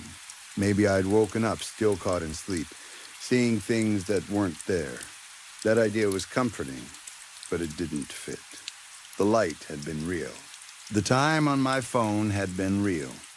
The feeling of the cool air from the cracked window had been real. The hard click of the lock had been real. I got back into bed, but I didn't lie down like I was going to sleep. I sat with my back against the wall and listened. I don't remember hearing chanting or footsteps or anything like that. I remember listening so hard that my ears felt strained. Every small sound inside the house seemed suddenly loud. The faint creak of settling wood, the distant hum of something electrical. Outside, everything felt muted, as if the neighborhood was holding still. I wanted to look again, but I couldn't make myself do it. The image of all those heads turning toward me was stuck in my mind like a warning. I had a strong, irrational sense that if I went back to the window, something would happen. Not that they'd simply look again, but that the act of me looking would complete some kind of loop. So I stayed in my room and waited for dawn. Those hours felt longer than they should have. At 15 or 16, you don't have much practice sitting with fear that has nowhere to go. You can't rationalize it away because you don't have enough life experience to make it smaller. You also don't have control. Your parents aren't there. Your friend isn't there yet. You're alone with a locked door and a bright memory. Eventually, the light outside faded, or maybe it moved. I don't know. I only know that the glow stopped filling my room. The darkness returned. That should have helped. But it didn't. It just made it feel like whatever had been happening had finished. When the sky finally started to lighten, I felt a little of the pressure ease. Morning makes you braver even when nothing has actually changed. I waited until there was enough daylight to make the room feel normal again. Then I grabbed my phone and called my parents. I told them something strange had happened. I don't think I explained it perfectly. I was still embarrassed, still scared, still not sure how to describe it without sounding crazy. Then I called my best friend. He was already on his way over for the sleepover like we'd planned. Hearing his voice helped. It made the world feel real again. When I felt steady enough, I went to the window and opened it just a crack. I looked out carefully, expecting. Honestly, I don't know what I expected. People still there. Burn marks, smoke. Anything that would prove I hadn't imagined it. There was nothing, no one in the yard, no lines, no black clothing, no torches, no ash. No sign that a group of people had been standing there at 4 a.m. doing something that looked like a ritual. The old house sat quiet and lifeless like it always did. The street looked normal. Birds were starting to make noise. The world had moved on. That lack of evidence was almost as upsetting as what I'd seen. If there had been at least some trace, I could have pointed to it and said, "See, that happened." Instead, it felt like the night had been wiped clean. But I know what I saw. I can still picture it clearly. Those rows, the torches, the way the light rolled against the darkness, and the exact instant when every head turned toward my window at once. Not long after that, the old house was demolished, just like people had said it would be. It didn't exist anymore. In its place, they built something practical and ordinary, a pharmacy. Bright signs, glass doors, people coming and going, a normal building with normal hours. And still, even after the old house was gone, I never felt comfortable looking at that spot again. Even now, if I'm nearby, I catch myself glancing away too quickly. Like my eyes don't want to linger there. Like part of me expects that if I look at the wrong time, I'll see that glow again and realize it wasn't tied to the house at all. It's strange how that works. You grow up thinking home is the safest place. Your street, your bedroom, the view outside your window. Those are supposed to be familiar, harmless things. But sometimes the places that make us feel safest are the ones hiding the most danger, because they're the last places we expect to find it. Story 6. You polished that one off pretty fast, Cheryl said as she slid into my booth and took the empty dish away. She tilted her head at my glass. Need a refill, hon? No, I'm good, Cheryl. Let's just get this over with. All right, I'll be right back, she said, and headed through the swinging doors to the kitchen. I hate Applebee's. I hate the fake old-timey America junk nailed to every inch of the walls. I hate the dim, half-sad lighting that makes everything look like it's been sitting under a dusty lamp for 20 years. The place can't decide what it wants to be. If you want to pretend you're a nice pub, then act like one. Take some of the clutter down. Get rid of the sticky laminated tables that look like they were designed to survive a preschool classroom. And if you're going to microwave my food, then don't act like it's some kind of special experience. I'm not above trash food.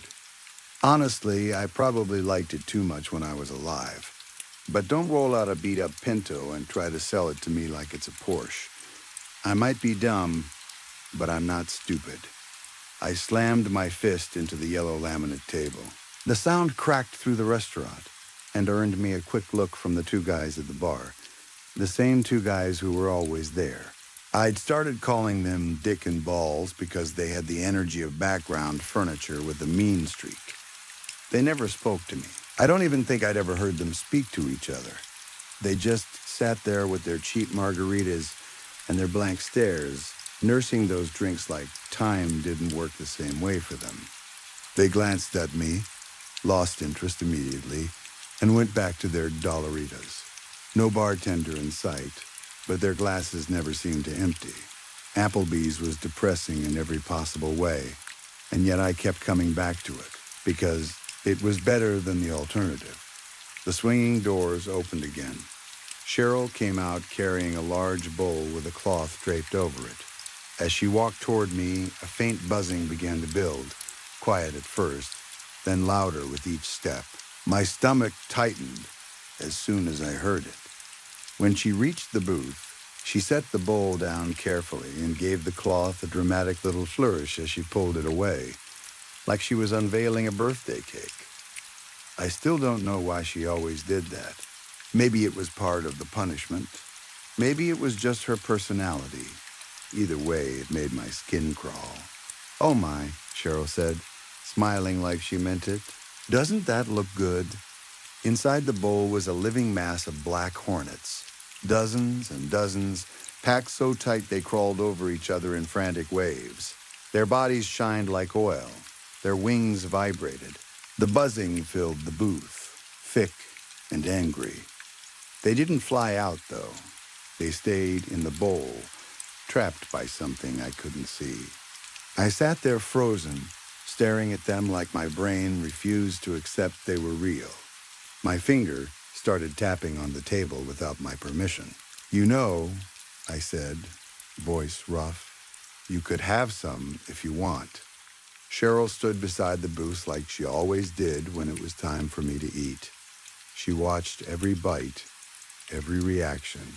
She never looked away. "Oh, that's very kind," she said, almost touched. "But I could never. That's your dish. You're the customer. It's my job to take care of you."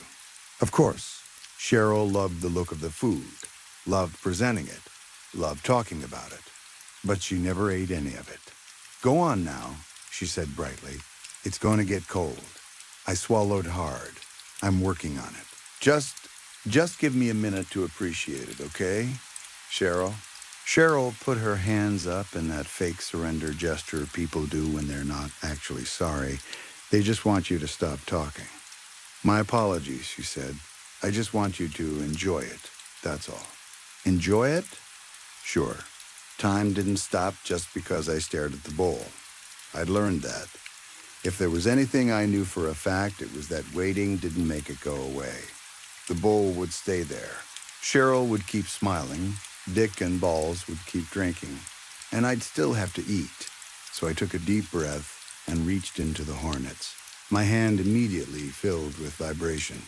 It felt like grabbing a living engine. Wings beat against my palm. Legs scratched my skin. The buzzing jumped into my bones.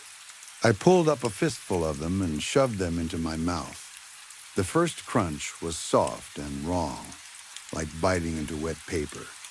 Then the stinging started. White-hot pain filled my mouth and throat. As I chewed, hornets drove their stingers into my tongue, my gums, the inside of my cheeks. Some of them, still alive, tried to fly inside my mouth.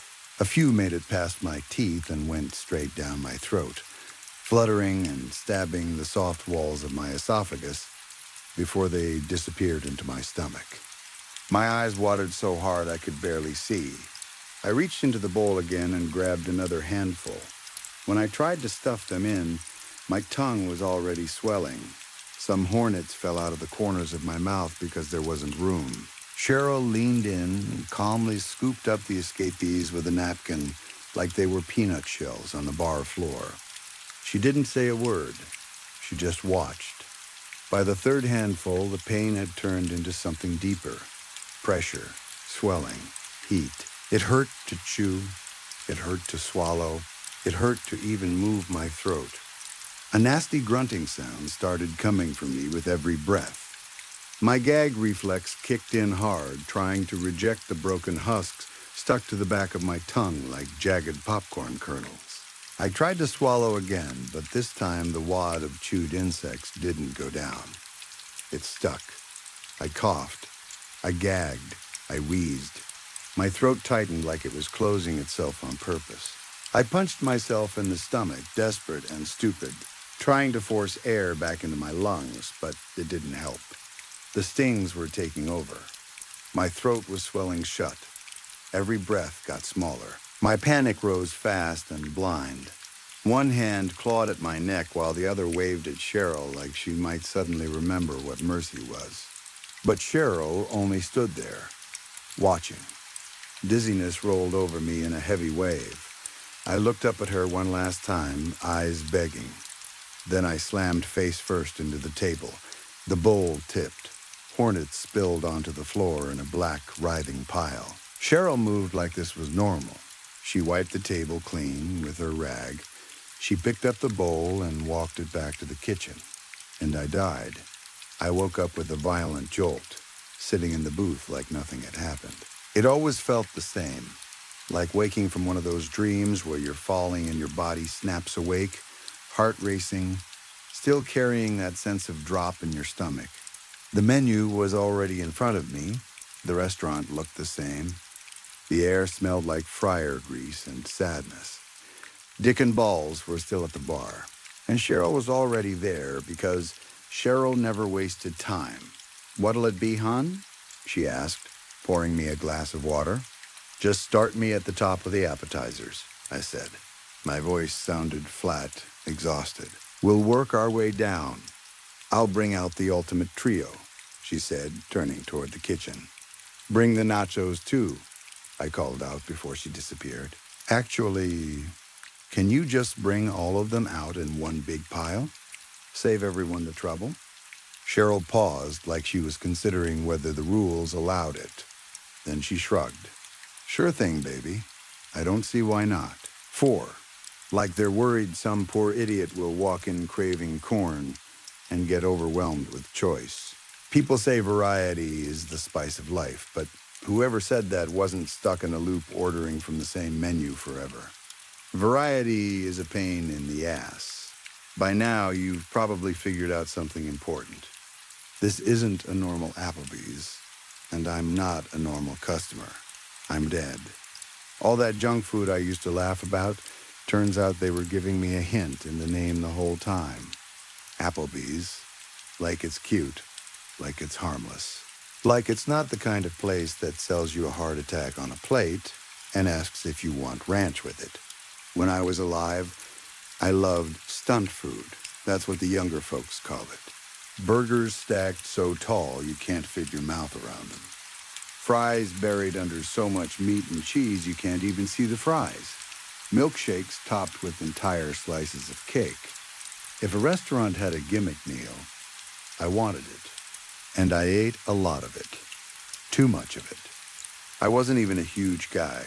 I stayed active, walked around, plenty. But fat and cholesterol don't care about your confidence.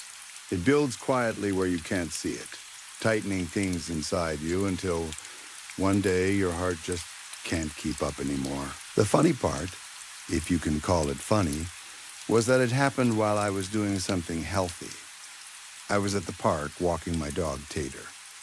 We reached an uphill section and my steps started feeling heavy. I thought I was just tired. Then my breath got shallow.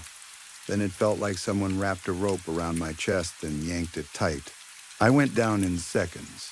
Tater ran frantic circles around me, barking, trying to make the world fix itself. I curled up on the ground while pain squeezed and stabbed through my chest in waves. I heard footsteps coming, someone rushing over, but it was too late. I closed my eyes on the world, and I woke up at an Applebee's. The first day, I lost my mind. Full-on meltdown. Where am I? Where's Tater? What's going on? I screamed so much I even got Dick and Balls to look at me. They paused their slow sipping and stared at me like I was a bug under glass. They didn't answer, didn't say a word, just watched. That silence made me louder. I shouted until my throat hurt, until the empty restaurant echoed with it. Eventually, Cheryl came out from the kitchen, but by then I'd already decided I was leaving. I marched straight for the front door. She called out, faint, but sharp. I wouldn't do that. I didn't listen. I hit that wooden door like a linebacker who barely passed school but knew there was a scout watching. The heat outside hit me like a gunshot to the face. Sweat formed and evaporated instantly. My lips dried and cracked as I stumbled forward. I dropped to my knees on the sidewalk and my skin sizzled where it touched the ground. And then I saw the truth. I was standing on a small square of sidewalk, maybe 4 feet by 4 feet. Just a tiny patch of outside, a couple steps away. The world ended. The Applebee's wasn't on land at all. It hung suspended over a massive pit, a bottomless wound in reality that glowed with fire so bright it turned the horizon orange. The roar coming up from it was like standing inside a wind tunnel. But it wasn't only fire. It was screaming. When I looked down, I saw bodies. Thousands of them, rolling and crawling over each other, burning and breaking and reforming in endless motion. Flesh peeled away like molten wax. People clawed upward, desperately climbing over one another to escape the blaze. But every time someone gained ground, another slid down. A ladder that never reached anywhere. A cycle that never ended. I was staring at the edge of hell. You might want to come back inside, Cheryl said behind me. A hand touched my shoulder. It didn't feel threatening. It felt sad. If you fall, she added quietly, looking out over the pit. That's it. Done is done. I didn't need a second warning. I backed inside as fast as my shaking legs would carry me, and collapsed into the booth like it was the only solid thing left in the universe. After that, I listened. Cheryl explained it in the simplest way possible. I was dead. That part was easy to accept after what I'd just seen outside. But where I stood with the afterlife was more complicated, because believe it or not, I'd been a decent guy. I wasn't a saint, but I wasn't evil. I was a good husband. I volunteered at an animal rehab place. I called my mom every weekend. I went to church often enough that I knew the rhythm of it, and I put money in the plate every time. I should have been an easy case. Except for the food, gluttony is a sin, and when you have to sign a waiver to eat a burger because it's so unhealthy it might kill you, that's not treating yourself. That's self-destruction dressed up as fun. I'd lived a good enough life that I didn't belong in the pit. But I hadn't exactly treated my body like something I was supposed to respect either. Cheryl told me I needed to repent for my lifestyle, to face what I'd done to myself. So here I was, not in a confessional booth, but in a vinyl booth meant for a family of 4. The rules were simple. In Cheryl's cheerful way of saying terrible things, I had to make it through the menu. Eat everything, appetizers to desserts, course by course.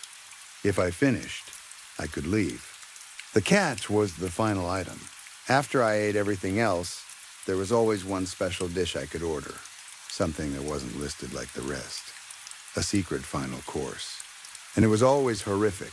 Cheryl came back from the kitchen with a big serving tray. She decided to save time and pile my nacho situation onto one massive platter. Here you go, hon. Careful. Cheese is hot, she said as she set it down. Anything else I can get you? No, I said, already grabbing a chip. I'll be good for a while. Thanks, Cheryl. I started eating. Spinach dip first, because I hated myself, and I hated joy. It only took a few bites before the familiar wave of sickness rolled in. It was the same every time. Like my body remembered what overeating felt like and tried to warn me before it was too late. Nausea, reflux, that swollen, uncomfortable fullness that makes you regret being born. I burped and felt acid creep up my throat. A little spinach dip spit onto my chin. "Let me grab you some napkins," Cheryl said.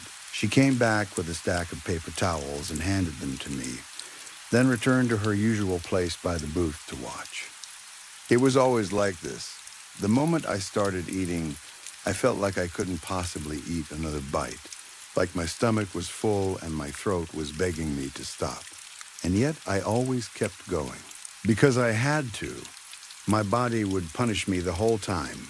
Acid reflux, nausea, cramps, gas, everything disgusting and miserable. Sometimes I'd make myself throw up on purpose just to buy a few minutes of relief while Cheryl cleaned. It didn't get me out of anything. It just made the next attempt come faster. I don't know how divine justice works. Not really. But this was the shape of mine. I'd spent my life forcing my body to handle things it was never meant to handle, and now I had to feel the consequences. Again and again. Not just the fun parts of eating. The worst parts. The parts you pretend aren't happening when you order one more thing. And if I could make it through the whole menu, I'd be free. The problem was the secret final course.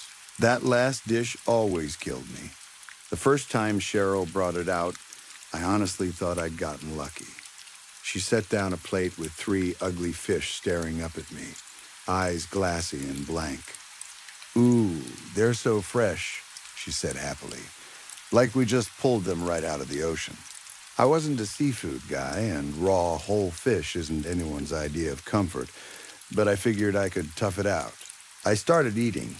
I even thought I was doing okay. Halfway through the second fish, my fork slipped out of my hand. My fingers went numb. I tried to move my arm and couldn't. A couple minutes later, my lungs stopped cooperating. Turns out it was pufferfish. Poisonous as hell. Tetrodotoxin. Even the word sounds like a curse. I died at the table. Then I woke back up in the booth, heart racing, menu in front of me, ready to start again. The next final course wasn't subtle at all. Cheryl set down a shimmering plate of broken glass like it was a fancy appetizer. I stared at it in disbelief until she smiled and told me to enjoy. The pain when I started chewing was unreal. Tiny shards embedded in my gums and scraped my teeth down to the nerves. When I swallowed, it felt like my throat was being sliced open from the inside. I bled out fast. Reset again. After enough times, hope starts to rot. You stop believing you can win. You start believing the loop is the point. And I'll be honest, I did resign myself to it. I started thinking I'd spend forever in that booth, eating microwave junk and dying in creative ways while Dick and Balls drank eternal margaritas and Cheryl smiled at me like this was customer service. But I kept eating anyway, because anything inside that restaurant was better than the pit outside. And because if there was even a tiny chance I could make it through the final course, if there was any chance at all, I had to try. How far would you go for peace? Sometimes Cheryl would talk for a minute. It was the closest thing I got to kindness. But she was business-minded. I could only keep her chatting for so long before she'd clap her hands and tell me it was time for the next dish. That day, I finished the last of the lava cake. What a sorry excuse for dessert. I swear we used to sell those frozen bricks of lava cake in school fundraisers. Applebee's probably bought them in bulk. Education and regret, all in one. I set my fork down and wiped my mouth. "All right, Cheryl, I guess it's that time. Bring me my last supper." She frowned a little, just a flicker, but nodded. I got the sense she wasn't big on religious jokes. Or maybe she just didn't like seeing me reach the end. She disappeared into the kitchen and came back fast with a covered tray. It was a big one. My heart jumped as she lifted the cover. A rattlesnake. I hated snakes. Always had. When I was a kid, some school bully named Tommy Martin had let a black snake loose behind me in the bathroom. I'd climbed onto the toilet crying until the janitor came and saved me. That snake had been small. This one was enormous. 7 feet, easy, thick coils, hard scales, mean, shining eyes. It rattled at me loud and sharp. The sound went straight into my spine. I could feel it watching me, tracking every twitch. It was waiting for me to touch it, waiting for permission. Like the moment my fingers made contact, the rules would change and it would finally get to do what it wanted. Cheryl clapped her hands in delight. Well, isn't that fun? I love novelty desserts. Is it your birthday? I wanted to slap her. I wanted to beg. I wanted to flip the table and run, even though I knew where the door led. But I just sat there, frozen. Out of everything I'd been forced to eat, poison, glass, hornets, this felt impossible. Fear doesn't negotiate. It just locks you in place. My hand trembled as I lifted it toward the snake. Its tongue flicked out, tasting the air. The coils tightened slightly, like it was smiling with its whole body. Go on now, Cheryl said gently. I couldn't. It's going to get cold, she added, like that was the problem. My fingers hovered inches from the scales. I was about to do it. I was about to touch it and let it happen. Then my mind, desperate and panicked, threw out a last idea. A simple thought, so simple it felt stupid, so stupid it might work. Cheryl, I said, voice small. I can't do it. That last bit of lava cake filled me up, I said. My throat tightened. It looks good. But I'm too full. I've already eaten so much, I should have stopped a long time ago. Cheryl didn't move. She just stared at me like she was seeing me for the first time. Then her expression softened. You know, she said quietly, my ma used to always say, the meal's only done when you're full. A small smile touched the edges of her mouth. Not a waitress smile this time. Something real. I'll go get you your check. For a second, I couldn't breathe. Not from poison or stings or panic, but from the sudden weight of it. All that time, all those loops, all that suffering. And the answer had been something I never did when I was alive. I never stopped. I never said no. I never listened to the part of me that knew I'd had enough. I'd kept eating because I thought the only way out was through. I'd turned my own hunger into a prison, even in death. I started laughing. It came out ugly at first, then turned into something bright and shaking, a mix of relief and pain and exhaustion. I laughed until it became sobbing. I laughed until tears ran down my face, and I couldn't tell where the laughter ended and the crying began. Even Dick and Balls looked at me again from the bar, like I'd finally done something worth noticing. Cheryl came back with the receipt. I stood up and hugged her. She hugged me back. I pressed my face into her shoulder and cried like I hadn't cried in years. I really hate Applebee's, I said through the sobs, my voice muffled against her uniform. She patted my back like you'd comfort a kid after a nightmare. I know, sweetie, she said softly. Let's get you upstairs. Story 7. I work the front desk at a small motel in New Jersey. Most days I'm on the morning or afternoon shift, which means nothing really happens. People check in, people check out, somebody complains that the ice machine is empty again, somebody else swears the vending machine stole their money. It's the kind of job where you can almost do it on autopilot, because every problem has the same simple fix. That's why I agreed to cover one night shift for a coworker. He had a wedding out of town and needed someone to swap. I didn't mind. It was just one night, a little extra money, and I figured it would be quiet. Night shifts at our motel usually are. We're not near anything exciting, not close enough to the shore to get that late-night beach crowd, not close enough to the city to get travelers coming in at weird hours. Just a plain roadside motel off a road most people use without thinking about it. I came in around 10, took over the desk, got the keys and the logbook, and listened to my coworker give me the usual warnings. He pointed out which rooms were empty, which ones had guests who liked to complain, and which ones had the weird door lock that sometimes took a second try. Then he left, and the lobby got quiet in that way it only does after someone closes the door behind them. At first, it felt I did a little cleaning, put some coffee cups back where they belonged, looked through the reservation list for anything coming in late. Around 11, I sat down, scrolling on my phone, then opened the computer again just to look busy.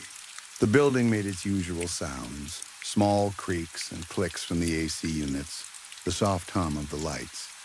Outside the big front window, the parking lot was mostly empty. The streetlights gave everything that washed out orange glow.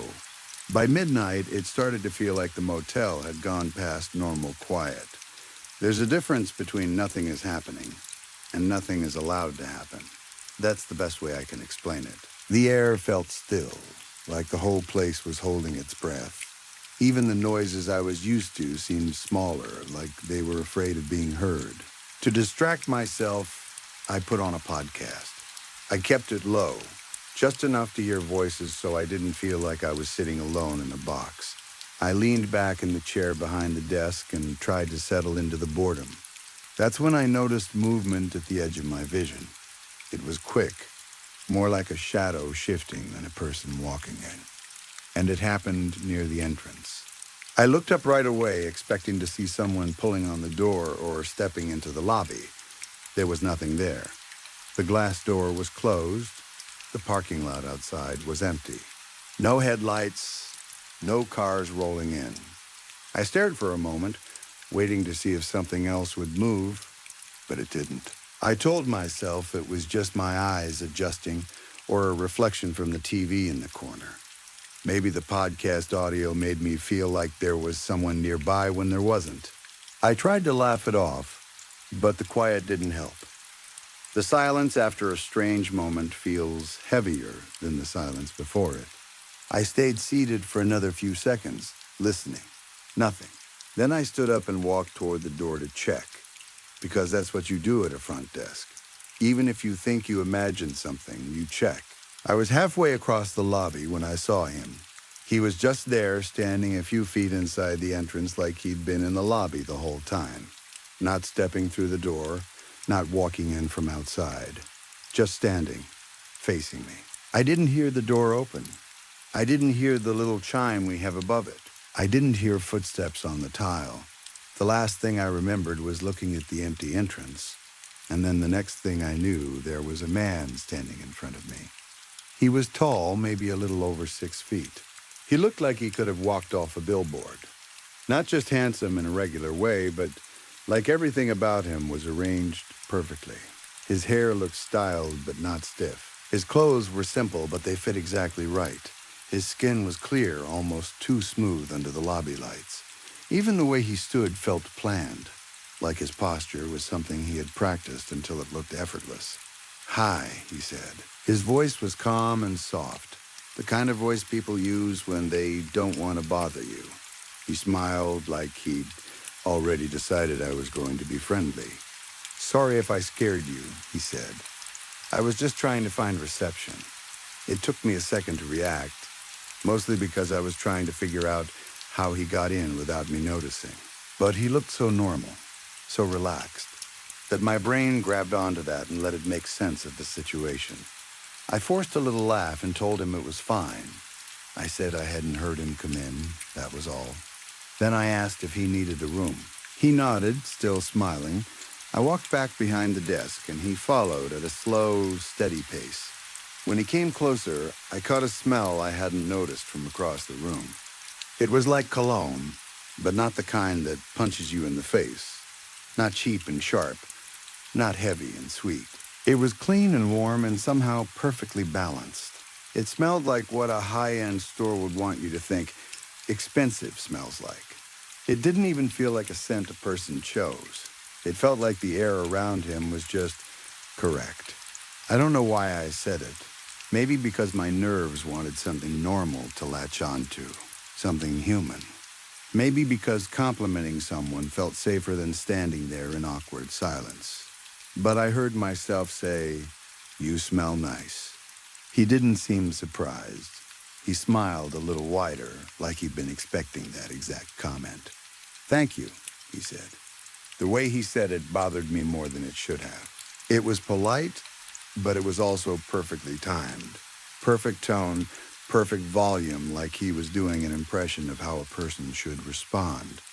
I pulled up the reservation system and asked what kind of room he wanted. "A one-bedroom," he said. "Something with a view."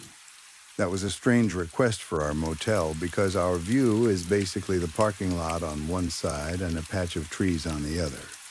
But I didn't say that. People ask for things they don't really mean all the time. They say quiet room when every room has paper-thin walls. They say away from the highway when we're literally built beside it. You just nod and do what you can. I started clicking through the available rooms, looking for something on the second floor facing the trees. My fingers were on the keyboard when he spoke again. "Do you enjoy working here?" he asked. It didn't sound like small talk.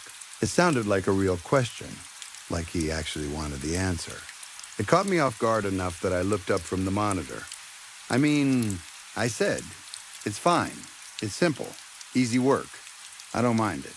Not in a creepy way at first, just attentive, like he was taking notes in his head.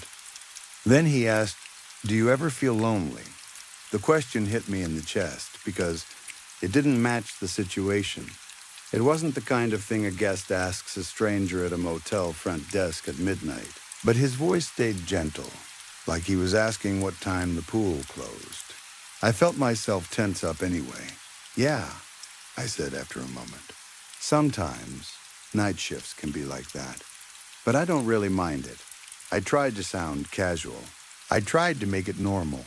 I even added, because I wanted to fill the silence and steer the conversation somewhere safer, "People act like loneliness is always a bad thing, but you get used to it." He paused, and for a second his face looked blank. Not in a bored way, but in a way that made me think of a computer freezing, like he was processing what I said instead of just hearing it. "That's interesting," he said finally. "Most people describe it differently. Not close enough to invade my space, but close enough to make the lobby feel smaller. The fact that you don't," he continued, and his eyes stayed on mine, "makes you special." The word special didn't land the way compliments usually do. It didn't feel good. It felt like he had picked a word that should make me feel good, but he didn't understand why, like he was repeating something he'd read somewhere. For a second, I felt weirdly seen, like he had looked through me and found something private. But it wasn't comforting. It was the kind of attention that makes you want to step back and lock the door behind you. I cleared my throat and looked down at the screen again. I told him I could put him in one of the upstairs rooms facing the trees. I tried to keep my voice steady and professional. I asked for his name so I could enter the check-in. He didn't give one right away. He just watched me, and his smile shifted a little. Not by much. If you blinked, you might not notice. But something changed in the feeling of the room. The air got tighter. Then he let out a small laugh. "Smart guy," he said. It sounded like a joke, but there was no humor in his eyes. It wasn't even directed at what I had just said.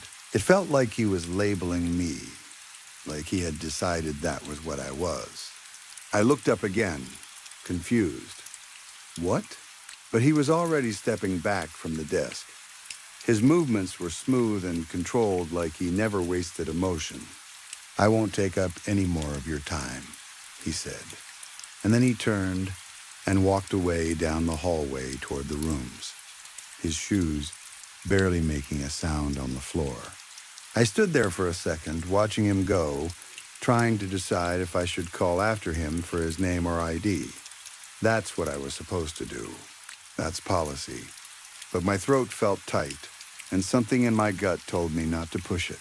It was the same instinct you get when you're alone and someone is acting wrong, and your brain is already calculating how fast you could get to a locked door if you needed to. So I just did the check-in the way I could. I picked an available room and marked it as occupied. I wrote down a note in the log about a late-night walk-in, because that's what you do when you don't have all the details. I told myself I'd sort it out later, maybe when he came back to the desk in the morning. Maybe he'd lost his wallet and was just tired. Maybe he was a model or an actor, someone used to people staring, someone who knew how to talk in that smooth way. After he disappeared down the hall, the lobby felt colder. I turned the podcast up a little, not because I was interested anymore, but because silence felt dangerous. The rest of the night passed slowly. I kept expecting to see him again, to hear a door open, to hear footsteps, to hear any sign that he was actually staying there. I didn't. No calls from his room, no complaints, no sound. Just the usual flicker of the lobby lights and the steady hum of the soda machine. When morning shift came in, I was more tired than I expected to be. Not sleepy tired, but that drained kind of tired you get after being on edge for hours. I told the manager on duty that we'd had a late-night guest and mentioned which room I'd put him in. The manager nodded like it was nothing. People come in late sometimes. People pay cash sometimes. I went home and slept. The next day, I came in for my regular shift like normal. I thought the whole thing might start to feel like a bad dream once I was back under the bright daylight and the normal noise of guests coming and going. It didn't. My manager called me into the office not long after I arrived. He wasn't smiling. He had that tight look people get when they're already angry but trying to control it. He shut the door and said, "Why did you mark a room as occupied last night?" I blinked at him. "No, you didn't," he said. "That room is empty. It's been empty. Housekeeping says it hasn't been touched." I felt my stomach drop. "That's impossible." He stared at me like he was trying to decide if I was lying or stupid. "We lost money," he said. "We had a reservation request come in for that room online. System showed it was occupied. We couldn't sell it. Now you're telling me you checked someone in, but there's no guest, no payment, nothing." I told him about the man, how he came in late, how I spoke to him at the desk, how I assigned him the room. I even told him the weird part, that I didn't hear him come in, that he just seemed to appear. My manager didn't react to that. He just listened, expression hard, like he'd heard every excuse in the book and wasn't impressed by a new one. "Show me the room," he said. We walked down the outside walkway toward it. The hallway smelled like stale smoke and cleaning solution, normal motel smells. My hands were cold, even though it wasn't that cold outside. I stopped at the door and knocked. No answer. I knocked again, louder, and waited. Still nothing. My manager took out the master key and unlocked it. The door swung open. The room was empty. Not someone checked out and housekeeping cleaned. Empty like nobody had been there at all. The bedspread was perfectly smooth. The pillows looked untouched. The bathroom sink was dry, no water spots. The towels were stacked the way housekeeping leaves them. The carpet didn't have marks from luggage wheels. The little paper strip around the toilet lid was still there, unbroken. No suitcase. No leftover smell of cologne. Nothing. I stood in the doorway, feeling like I might throw up. "I don't understand," I said, and my voice sounded small. My manager looked at me, and I could tell he was thinking the same thing I was, even if he didn't want to say it out loud. Either I made it up, or something was very wrong. "Come on," he said. "Let's check the cameras." We went back to the office where the monitor was. There's a camera pointed at the front desk. It's not great quality, but you can see the lobby area clearly. The manager pulled up the footage from my shift and fast-forwarded to around midnight. I watched myself on the screen, sitting behind the desk. I watched my head snap up like I'd seen something. I watched myself stand and walk toward the entrance. And then I watched the part that made my blood feel like ice water. On the video, I reached the door and opened it. The door swung outward like I was letting someone in, but there was no one outside. No shape, no shadow, no movement. Nothing. Then I stepped back into the lobby, facing empty space, and I started talking. I nodded. I smiled. I laughed. I pointed toward the desk and walked back behind it like I was leading someone over. The camera angle showed the entire area in front of me. There was nobody there. But I kept talking anyway, like I was having a normal conversation with a guest standing right across from me. I even leaned forward the way people do when they're listening. I typed on the computer, looked up, reacted, like there was a person giving me answers. My manager didn't say anything at first. He just watched with his jaw tight. The only sound in the office was the faint audio from the camera, which mostly picked up a low hum and occasional static. No clear voices, just me moving around and speaking to empty air. I felt heat rise in my face. I tried to make it make sense. I tried to tell myself the camera must have glitched, that maybe the lighting made the person hard to see. But there was no distortion, no flicker, no missing frames. It was clean footage, and there was only me. I must have been tired, I said, because I needed to say something. I don't know. Maybe I imagined it. His expression wasn't angry anymore. It was something worse, something careful. He didn't argue with me. He didn't call me crazy. He didn't laugh. He just nodded like he wanted the conversation to end as fast as possible. Go home, he said. Get some rest. We'll talk later. I don't even remember leaving the office. I remember walking through the lobby and feeling like the building was watching me. I remember the smell of the coffee machine, suddenly too strong. I remember the sun coming through the front window, making everything look normal in a way that felt wrong, like a fake set. I went to the employee area to grab my stuff from my locker before I left. My hands were shaking a little, and I kept telling myself it was just embarrassment, just stress. That was all it was. People do weird things when they're tired. People talk to themselves sometimes. But I didn't talk to myself like that. I didn't laugh at my own jokes. I didn't open the door like I was letting someone in. I got to my locker and spun the combination. The door creaked open. Inside, sitting on top of my folded hoodie, was a single piece of paper. It was plain white, like it had been torn from a notebook. No envelope, no explanation. Just placed there like someone had carefully made sure I would see it. I froze, staring at it because I knew for a fact it wasn't there when I started my shift. I'm the kind of person who checks my locker constantly. I'm always losing things. I would have noticed. I picked up the paper with 2 fingers. The writing was neat, clean, and dark, like it had been written slowly by someone who wanted it to look perfect. Only 2 words. Smart guy, the same words he'd said to me in the lobby, right before he walked away. Except now they were in my locker, in a place only employees can get to without being noticed. The employee door stays locked. Guests aren't supposed to be back there. Most of them don't even know where it is. I stood there with that paper in my hand, and the worst part wasn't the fear. It was the certainty settling in my stomach. Whatever I talked to that night, it wasn't a tired hallucination. It wasn't a guess the camera failed to pick up. It wasn't my imagination filling in blanks. Something had been there with me. Something that could stand in front of me without appearing on camera. Something that could walk through the motel without making a sound. Something that listened when I spoke about being alone and decided it liked the way I answered, and now it knew exactly where I kept my things.